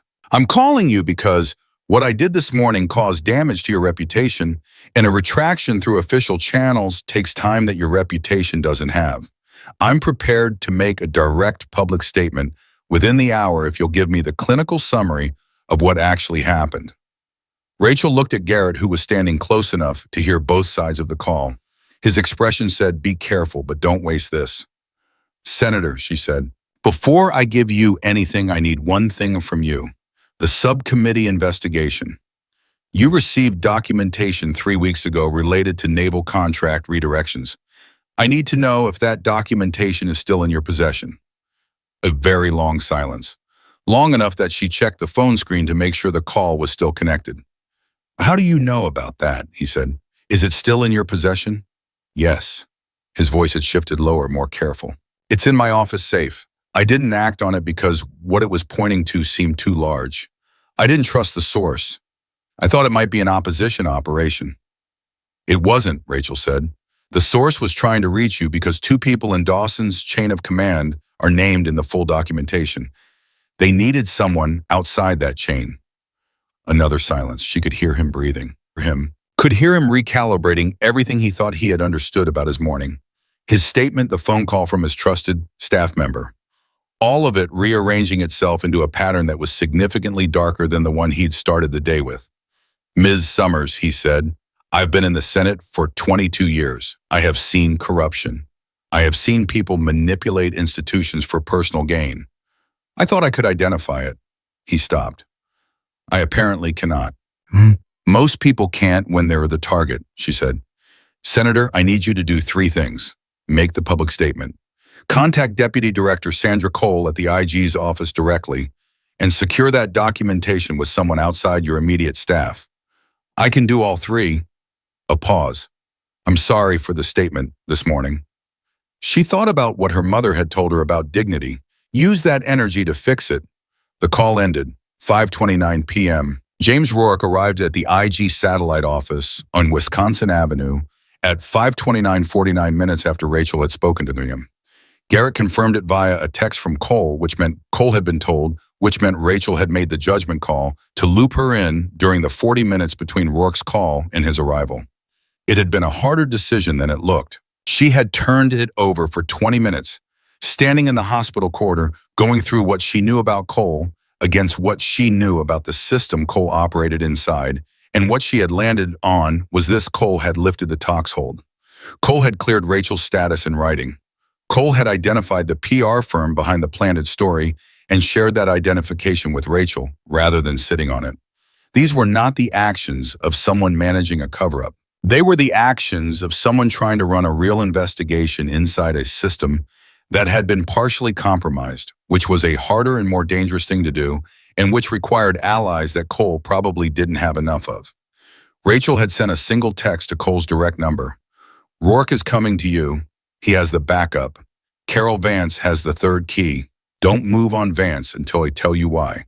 Cole had responded in under a minute. "Understood. Rourke is here. Drive is authenticated. I need you on a call in 10 minutes. The call happened in Alcott's office, which was the most secure room Rachel had access to in the hospital. She sat at his desk, Alcott stood by the window, and Garrett sat in the corner chair with his notepad open. Cole's voice came through the speakerphone with the clipped efficiency of someone moving fast. "The drive content is preliminary," Cole said. "Rourke provided his decryption key and we have partial access. What we can see is enough. There are 6 individuals documented with specific transactions, dates, and routing information for contract payments redirected through 3 shell companies. Vel is at the center. The individual with the defense secretary connection is a deputy assistant secretary named Ronald Harwick. Alcott made a sound. He had recognized the name. Alcott, Rachel said. Harwick spoke at the hospital's annual fundraiser last year, he said. He shook my hand. He toured the cardiac wing. He stopped. He asked about our VIP admission protocols. The room absorbed that. He was scoping the facility, Garrett said, over a year ago, which means this wasn't improvised, Rachel said. Dawson wasn't moved to St. Jude's because it was convenient. He was moved here because someone had already spent time understanding how this building works. Who has access to which floors, where the cameras are, how quickly a crash team responds. She paused. They chose this hospital because they thought they knew it. And they didn't account for you, Cole said. They didn't account for the night I spent in 2009 studying precordial thump technique with a cardiologist who thought every nurse should know everything. Rachel's voice was completely flat. That is what undid an 18-month operation, 1 training session, 17 years ago. 5:58 p.m., Senator Patton's public retraction went out at 5:58. It was not the careful lawyered language of a political non-apology. It was direct. It named the statement he had made that morning, withdrew it in full, stated that he had been provided false information by a source he was now unable to verify, and concluded with a call for a full congressional review of the events at St. Jude's Medical Center. His communications director released it without modification, and then, according to a source Garrett had inside the Senate press corps, immediately resigned, which told its own story about how deep the staff infiltration went. Within 20 minutes, the media cycle began to turn. Not dramatically, not all at once. These things never happen all at once, but the first pivoting headlines appeared. The first journalists who had run the assault story started running the retraction story, and the footage, which had spent the day being shared under nurse attacks, Admiral, began to be reshared under watch again, what actually happened in that hospital.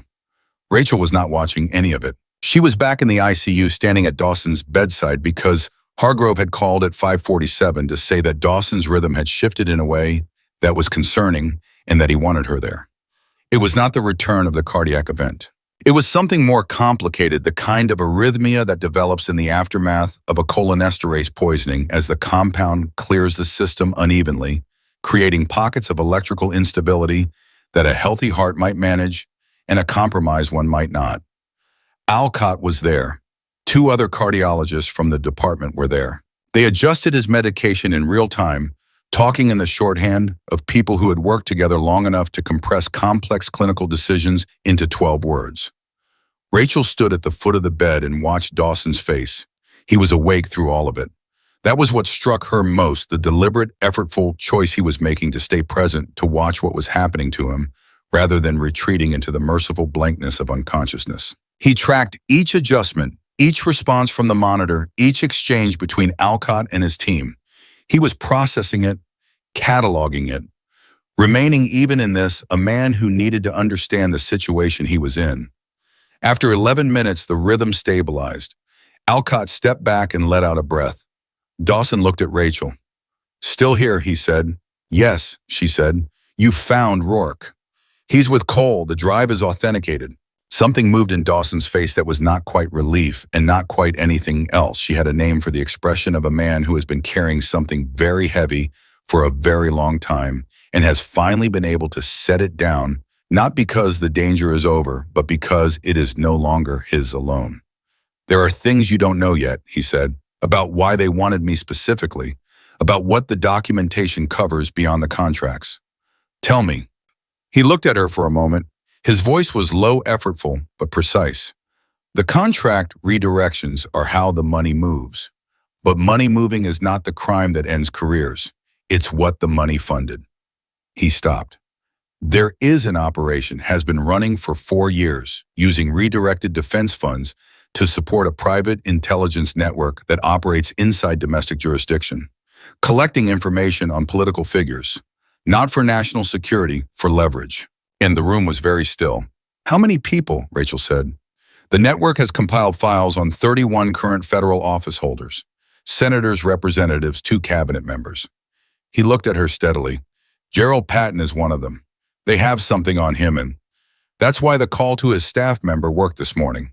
They didn't just give him false information. They reminded his staff member of something that Patton doesn't want public, and that reminder was the real instruction. Rachel thought about the phone call. The way Patton had said, "I have a strong suspicion about who gave my staff the information." The way he had sounded like a man who had suddenly understood something he had been wrong about for a long time. "He knows," she said. "He knows they have something on him. He's known for a while. He's been navigating around it. This morning they used it against him directly, and now he knows they'll use it again." Dawson's voice dropped further. "He's calling Cole not just because it's the right thing to do.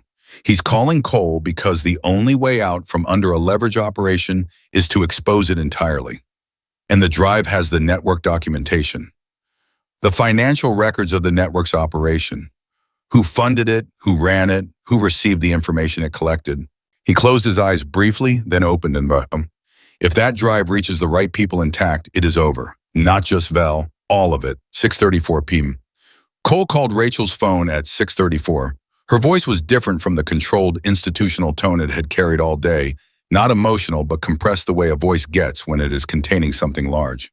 "We have a problem," she said. Rachel stepped into the hallway. "Tell me."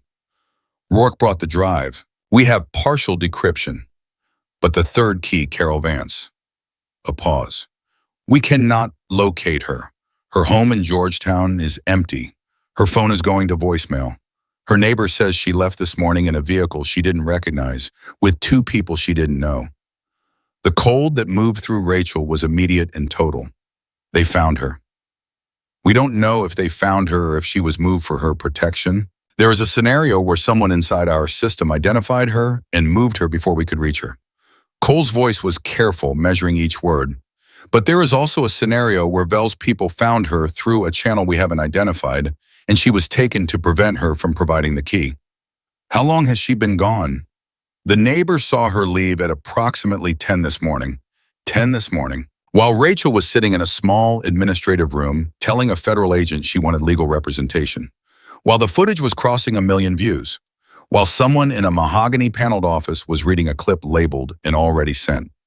"They moved on her before any of us knew she existed," Rachel said, "which means they had access to Dawson's contingency plan." "Yes, which means someone he trusted told them." A silence. "We are looking at that." Rachel leaned against the hallway wall and thought. Carol Vance, 60 years old at minimum if she and Dawson had been friends for 30 years. A retired federal judge, Georgetown. Taken at 10 in the morning by people she didn't know in a vehicle the neighbor didn't recognize. Judges kept records. Federal judges kept specific kinds of records in specific kinds of places that were not their homes because 30 years of federal service teaches you that your home is not the safest place for anything you truly need to protect. "Cole," she said, "did Dawson give you Vance's name or did I?" A pause. "You. So when you say someone with access to Dawson's contingency plan told them it wasn't through information Dawson gave anyone today. It was from before." She was working through it as she spoke. "Vel has had months. If he knew Dawson was building a case, he would have tried to map Dawson's network. Vance has been his friend for 30 years. She might have been identified independently before the drive before today." "That's possible." "Then her location is the question. Not who told them, that's secondary. Where is she right now and does she still have the key?" "We're working on it." "Work faster," Rachel said. "Because without the third key, everything on that drive stays locked, and Vel knows it." She ended the call and stood in the hallway. The hospital hummed around her. She heard a cart moving somewhere, a phone ringing at the nurse's station, the sound of a monitor adjusting. The ordinary sounds of a building full of people trying to keep other people alive, which was what hospitals were, which was what she had spent 19 years doing inside this specific one. She thought about Carol Vance, retired federal judge, Georgetown. 30 years of friendship with a man who had spent those same 30 years watching people build systems of protection around their worst choices, and then watching those systems fail when someone looked carefully enough at the right detail. She thought about a detail, small, specific, the kind that gets overlooked in the urgency of large events. Rourke had said Dawson gave him the drive 3 weeks ago. 3 weeks ago, Dawson had been preparing for the possibility that something would happen to him. He had given Rourke the drive. He had given Vance the key. He had set up a three-way distribution specifically so that no single person held everything specifically, so that even if one of them was reached, the system didn't collapse. But he had done one more thing. Rachel was certain of it with the same bone-level certainty she had felt looking at his nail beds that morning. A man who was that careful, who had been doing this for 4 months, who had built a system with 3 distributed parts, that man did not leave the system with a single point of failure. She called Rourke's number. He picked up on the second ring. "Ms. Summers?" "The key Vance holds," she said. "Is it a digital key or a physical one?" A pause. "Digital, alphanumeric string, 40 characters. Did Dawson give her a way to transmit it if she couldn't be reached in person?" A longer pause. "He didn't tell me." "But you know him. You worked intelligence together." Would he have built in a dead drop? The silence on Rourke's end was the silence of someone who knew the answer and was deciding how much to say. There was always a dead drop. In every operation we ran together, there was always a dead drop. A place that both parties knew in advance where information could be left out if direct contact became impossible. "Do you know what the dead drop was for this one?" "No," he said, "but I know who might." Rachel straightened. "Who?" Dawson would have told her directly, not through an intermediary. He would have looked her in the eye and said, "If you can't reach anyone, go here and do this." Rourke paused, which means the question isn't where the dead drop is. The question is whether Carol Vance, wherever she is right now, has already used it. 6:41 p.m. The question hung in the air between them through the phone line, and Rachel turned it over with the same methodical urgency she brought to every clinical problem that had a narrow window and no margin for error. Whether Carol Vance had already used the dead drop, whether a 60-something retired federal judge taken from her Georgetown home at 10 in the morning by people she didn't know had been alert enough and calm enough and prepared enough to activate a contingency before whoever took her understood what she was doing. "Rourke," Rachel said, "if Vance used the dead drop, where would the key go?" "Depends on the protocol Dawson built. Could be a physical location, could be a secure message system, could be a person." He paused. "In the operations we ran together, Dawson always preferred a person over a location. Locations can be searched. People can choose when to speak. A person she trusts who isn't connected to the naval system." "Yes. Someone Vell's people wouldn't think to look at." "Exactly." Rachel was already moving back toward Dawson's room. She pushed through the ICU door, caught Hargrove's eye across the room, and kept walking to the bedside. Dawson was awake. His color had improved marginally in the last hour. He tracked her approach with the alert eyes of a man running on determination rather than physical reserves. "Carol Vance," she said without preamble. "The dead drop. Who does she give the key to if she can't reach Rourke or Cole directly?" Dawson looked at her for exactly 2 seconds. Then he said her clerk. Her law clerk. Former, a woman named Patricia O.C. She clerked for Carol 15 years ago. They've stayed close. Carol trusts her completely, and O.C. has no connection to the military or federal law enforcement. He paused. "I gave Carol the protocol 3 weeks ago. If she couldn't reach anyone on the primary list, she was to call O.C., give her the key verbally, and O.C. would hold it until someone with the correct verification phrase contacted her." "What's the verification phrase?" 3 words, Dawson said. "The same 3 words I said to you in this room an hour ago." He looked at her steadily. "I've got you." Rachel felt the weight of that land somewhere deep and quiet. He had used those words deliberately. He had built them into the protocol before he had ever met her, before he had ever been in a hospital corridor with his heart stopped and her hand coming down onto his chest. And then this morning, in the first moment of consciousness, those 3 words had been the ones he had given her. Not randomly, not from instinct alone. From a man who had spent his career watching how people behave under pressure, who had looked at a nurse kneeling beside him on a corridor floor and made a rapid, precise assessment. He had chosen her before he knew he was choosing her. "I'll find O.C.," Rachel said. "Rachel." His voice stopped her at the bedside rail. She turned. His expression was not soft. It had probably never been soft in any conventional sense, but there was something in it that was direct and unguarded in a way that the rest of his face rarely allowed.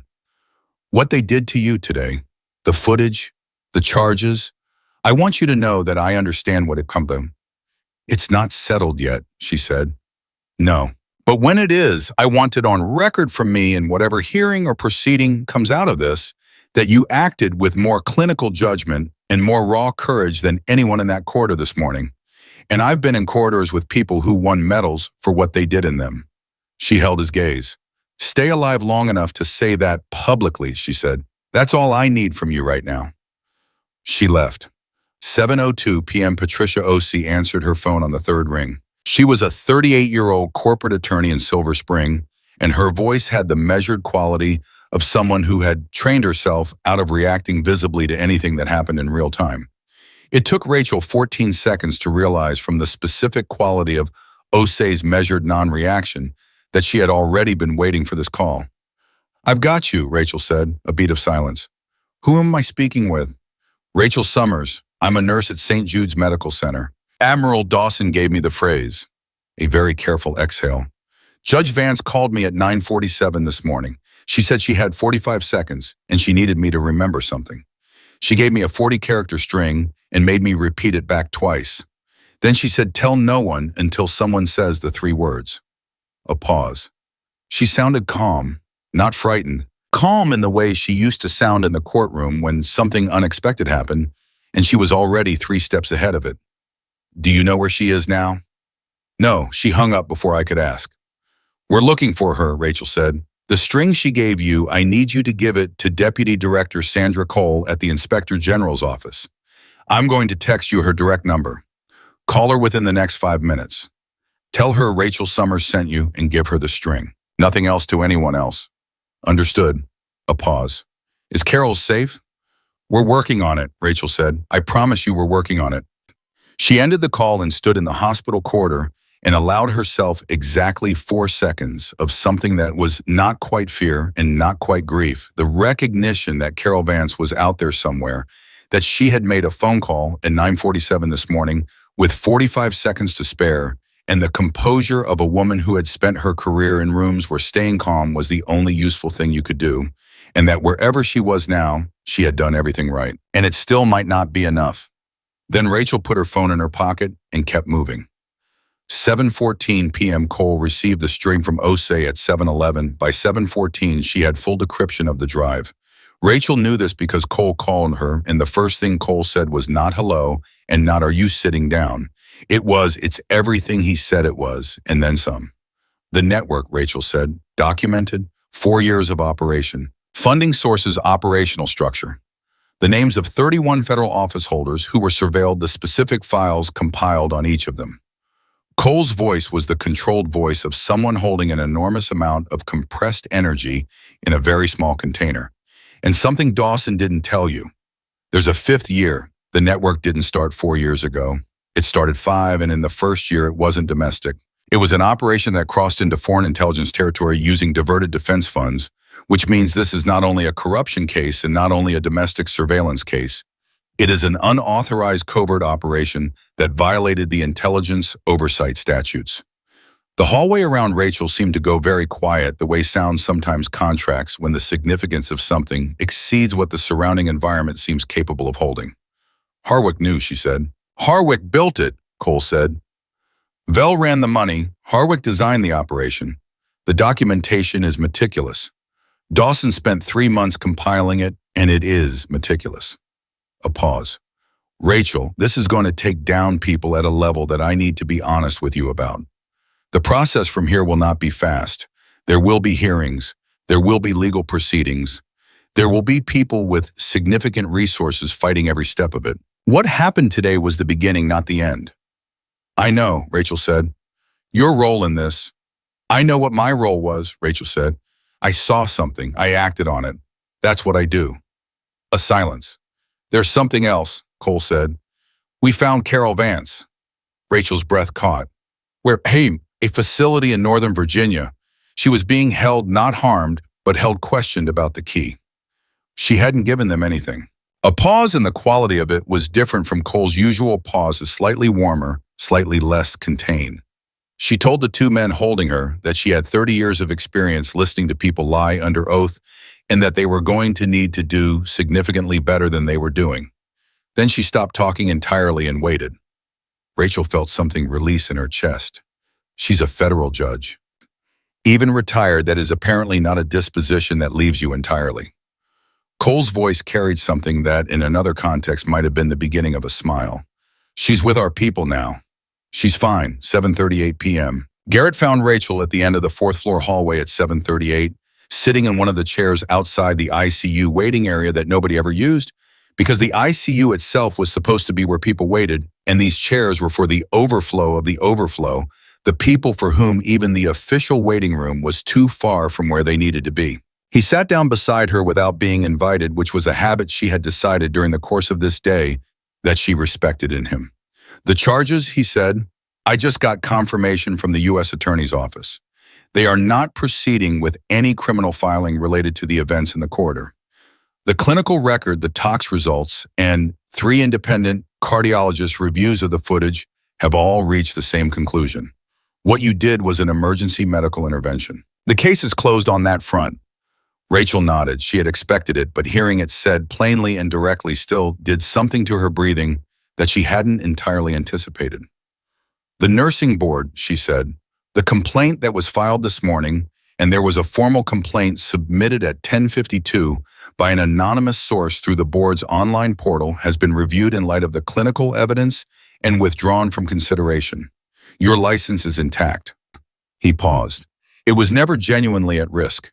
They were banking on speed, on the narrative moving faster than the facts. Once the facts caught up, the complaint had no legs. And the footage, still circulating, but the framing around it has shifted significantly in the last 2 hours. Senator Patton's retraction hit hard. The cardiologist reviews are being picked up by medical associations and their platforms, which carry a lot of weight with the demographic that was most activated by the original story. He paused. By tomorrow morning, the story is going to be substantially different from what it was at noon. Rachel looked at her hands. The same hands that had been at Dawson's vitals at 8:15 this morning, that had measured the distance and made the decision in the corridor, that had held Donna's phone and dialed Rourke's number and pressed Alcott for the tox order. They looked the same as they always looked. Slightly dry at the knuckles, short nails, the specific wear pattern of hands that had been in and out of gloves multiple times a day for 19 years. Garrett, she said, who retained you this morning? Who sent you to that administrative room? He was quiet for a moment. It was not the evasive quiet of someone buying time. It was the considered quiet of someone deciding that a question has been earned. James Rourke, he said. He'd been watching the situation develop. He had a monitoring protocol set up for anything connected to Dawson. When the footage hit and your name came out, he called me. He said Dawson had contingencies, and one of them was making sure that if anyone connected to the documentation ended up in legal jeopardy, they had representation immediately. Rachel looked at him. Dawson set up legal representation for people who might get caught in the crossfire. He spent 4 months building contingencies. You were not in his plan specifically because he had no way of knowing you'd be in that corridor. But the category of person, you represent someone who got pulled into a situation through no choice of their own. He had thought about that. She sat with that for a moment. A man who had known he was walking into danger and had spent months making sure that the collateral damage of what he was doing would be caught and cushioned. That was a specific kind of person. Not a perfect one, but a specific. And 8:05 p.m. Marcus Vell was taken into federal custody at 8:05 that evening. Rachel didn't learn this immediately. She learned it 20 minutes later from Cole, in a call that also covered the simultaneous detention of 4 individuals associated with the private intelligence network, the execution of search warrants at 3 addresses connected to Ronald Harwick, and the formal notification to the Defense Secretary's office of the investigation's scope. She listened to all of it standing in the hallway outside Dawson's room, and when Cole finished it, she said, Harwick.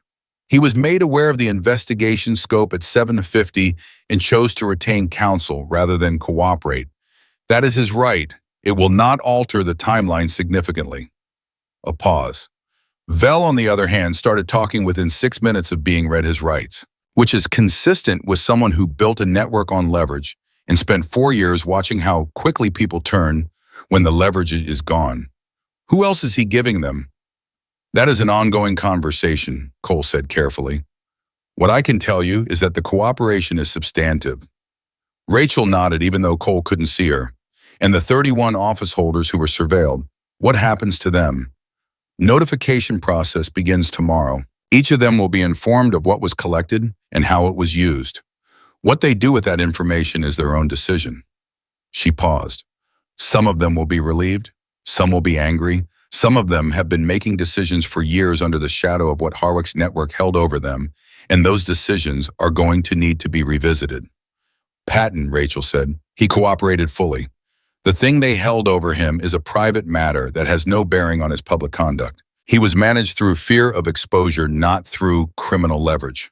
Cole's voice was even. He is not without fault in how this morning unfolded, but he is not the architect of what was built here. Rachel thought about the phone call at 511. The anger in Patton's voice that was not performative because there was no one performing for just a man alone on a personal device telling the person he had wronged that he was wrong. No, she said, he's not. 8:44 p.m. She went back into Dawson's room for the last time that evening at 8:44. The ICU was quieter now. The shift had changed, new nurses moving through with the efficient calm of the overnight team. Alcott had gone home 2 hours ago with a look on his face when he said goodbye that contained 19 years of professional partnership compressed into a single moment of eye contact that didn't require words. Hargrove was still there. He would be there all night. Rachel suspected he would be there for several nights making decisions by the bedside of a man whose life he had quietly chosen over the instructions of people with more authority than sense. Dawson was awake. He looked tired in a way that was different from the exhaustion of earlier, not the depleted fighting look of a man running on fumes and adrenaline, but the quieter tired of someone who has put something down and is feeling the weight of having carried it finally leave their muscles. He looked at Rachel when she came in. Cole called me, he said. Avell is in custody. I know. He was quiet for a moment. There will be a hearing, a formal military inquiry, separate from the federal criminal proceedings.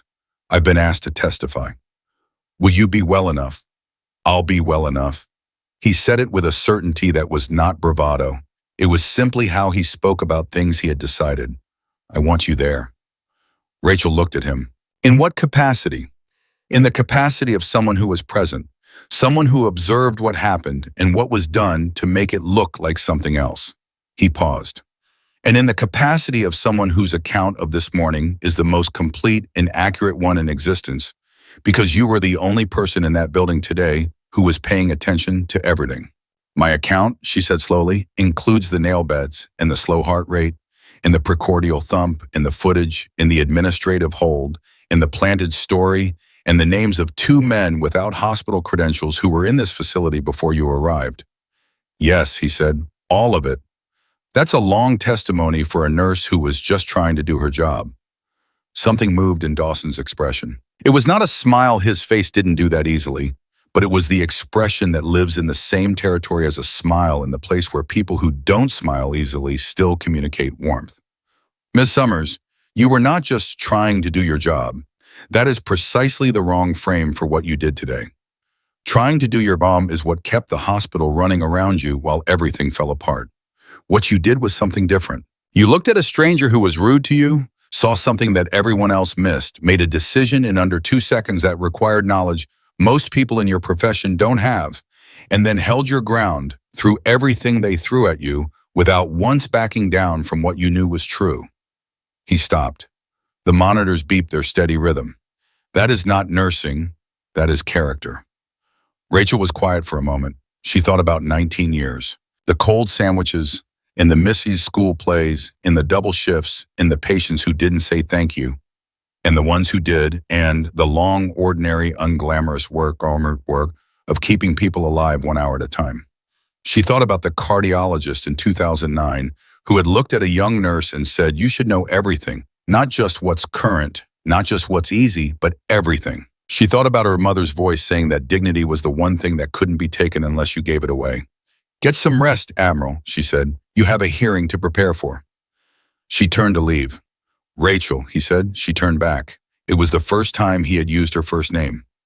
Thank you, he said. She held his gaze for a long moment. Then she nodded once the way you nod, when words would only be less than what needs to be said, and she walked out. 9:17 p.m. The military inquiry convened 11 days later in a federal building in Washington, D.C., in a room that was not open to the public but was recorded in full and whose transcript would eventually be released through a congressional oversight process that took 4 months. Rachel testified for 2 hours and 40 minutes. She spoke without notes. She was not asked a single question she hadn't already answered in her own mind 100 times since the morning it had all begun. When she finished, there was a silence in the room that lasted long enough to be notable, and then the presiding officer asked if there were questions from the panel, and there were questions, 11 of them, and she answered each one with the same directness she had brought to the conversation in Dawson's room, to the call with Rourke, to the 11 seconds in the corridor, when everything had been decided by a single motion of her right hand. Marcus Vell entered a guilty plea on the federal charges 6 weeks after that. Ronald Harwick went to trial and was convicted on 7 counts, including unauthorized intelligence operations, misappropriation of federal funds, and obstruction. 4 members of the private network pled to lesser charges in exchange for cooperation. The 31 federal office holders were notified, and 3 of them subsequently resigned, and 6 of them issued public statements, and the rest said nothing, which was their right, and which told its own story to anyone paying close enough attention. Senator Patton did not resign. He stood before his colleagues in a floor speech that lasted 19 minutes and was not planned or polished and was the better for it, and he said that he had been afraid, and that fear had made him useful to people whose intentions he had not fully understood, and that the lesson he intended to carry from this was that the most dangerous thing a public servant could do was let fear make their decisions for them. It was not a perfect speech. It was an honest one. Carol Vance gave a brief statement to the press from the steps of the IG's office, in which she said that her 30 years on the federal bench had taught her that the people who held institutions together were rarely the ones with the most authority and almost always the ones with the clearest sense of what the institution was actually for. She did not name Rachel specifically. She didn't need to. Every journalist in that room knew who she was talking about. James Rourke called Rachel on a Tuesday morning 3 months after the events at St. Jude's. He said Dawson wanted to know if she would consider a consulting role with a newly formed oversight advisory panel that was being assembled in response to the inquiry's findings, a panel specifically designed to include people outside the standard military and federal institutional pipeline, people who brought different kinds of knowledge and different ways of seeing. Rachel said she would think about it. She thought about it for exactly 1 day. She thought about what Cole had said, that what happened today was the beginning, not the end. She thought about Hargrove standing in a hallway making a decision about which of his oaths pointed in which direction and choosing the harder one. She thought about Donna Pierce handing over a personal cell phone with the expression of someone who knew they were crossing a line and had decided the line needed crossing. She thought about Alcott ordering a tox panel and walking it to the lab himself and standing at the counter until it was logged. She thought about a man keeping his hands perfectly still on his knees so that nobody would notice he was in pain. She called Rourke back the next morning. "Tell him yes," she said. She kept her nursing license. She kept her position at St. Jude's Medical Center. She kept the morning shifts and the cold coffee and the work that most people didn't think about until they desperately needed it, the steady, essential, unglamorous work of paying attention to the things that other people missed. But she added something. 1 afternoon a week she taught, not in a clinical program, not in a formal curriculum, in a room at a community health center in Bethesda, where she had arranged to run a session for working nurses, younger ones, mostly some of them barely 2 years into the profession. She taught them everything, not just what was current, not just what was recommended, everything, including the things that had been phased out, the things that were controversial, the things that worked in specific circumstances that most people never found themselves in. She taught them to look at hands. She taught them that paying attention was not a soft skill. It was the hardest skill there was, the one that required the most discipline and the most courage and the most willingness to act on what you saw, even when everything around you was moving fast and loud in a different direction. She taught them what she knew to be true from 19 years, and one morning in a hospital corridor that changed everything, that the difference between a person surviving and a person not surviving was almost never the equipment or the protocol or the chain of command. It was almost always one person in one moment who looked carefully enough and acted decisively enough and held their ground firmly enough to turn the tide before anyone else in the room had understood that the tide needed turning. In the last session of every course she ran, she told them the story. Not all of it. Some of it was still part of ongoing proceedings, and some of it belonged to people who had the right to keep it, but enough. Enough for them to understand that a split-second decision in a hospital hallway, built on 19 years of everything she had ever learned, had saved a man's life, exposed a conspiracy that reached into the highest levels of federal power, and reminded an entire institution that the people who hold the line are not always the ones with the most authority or the loudest voices or the most visible positions. Sometimes they are the ones who learned in a room in 2009 to know everything. Rachel Summers had been that person on an October morning in Bethesda, Maryland, and the world slowly and imperfectly, and in the way that the world always moves, which is never as fast or as clean as it should be, had come around to understanding it. She had not been the villain of that story. She had never been the villain of that story. She had been the only one in the room who was paying close enough attention to know what the story actually was.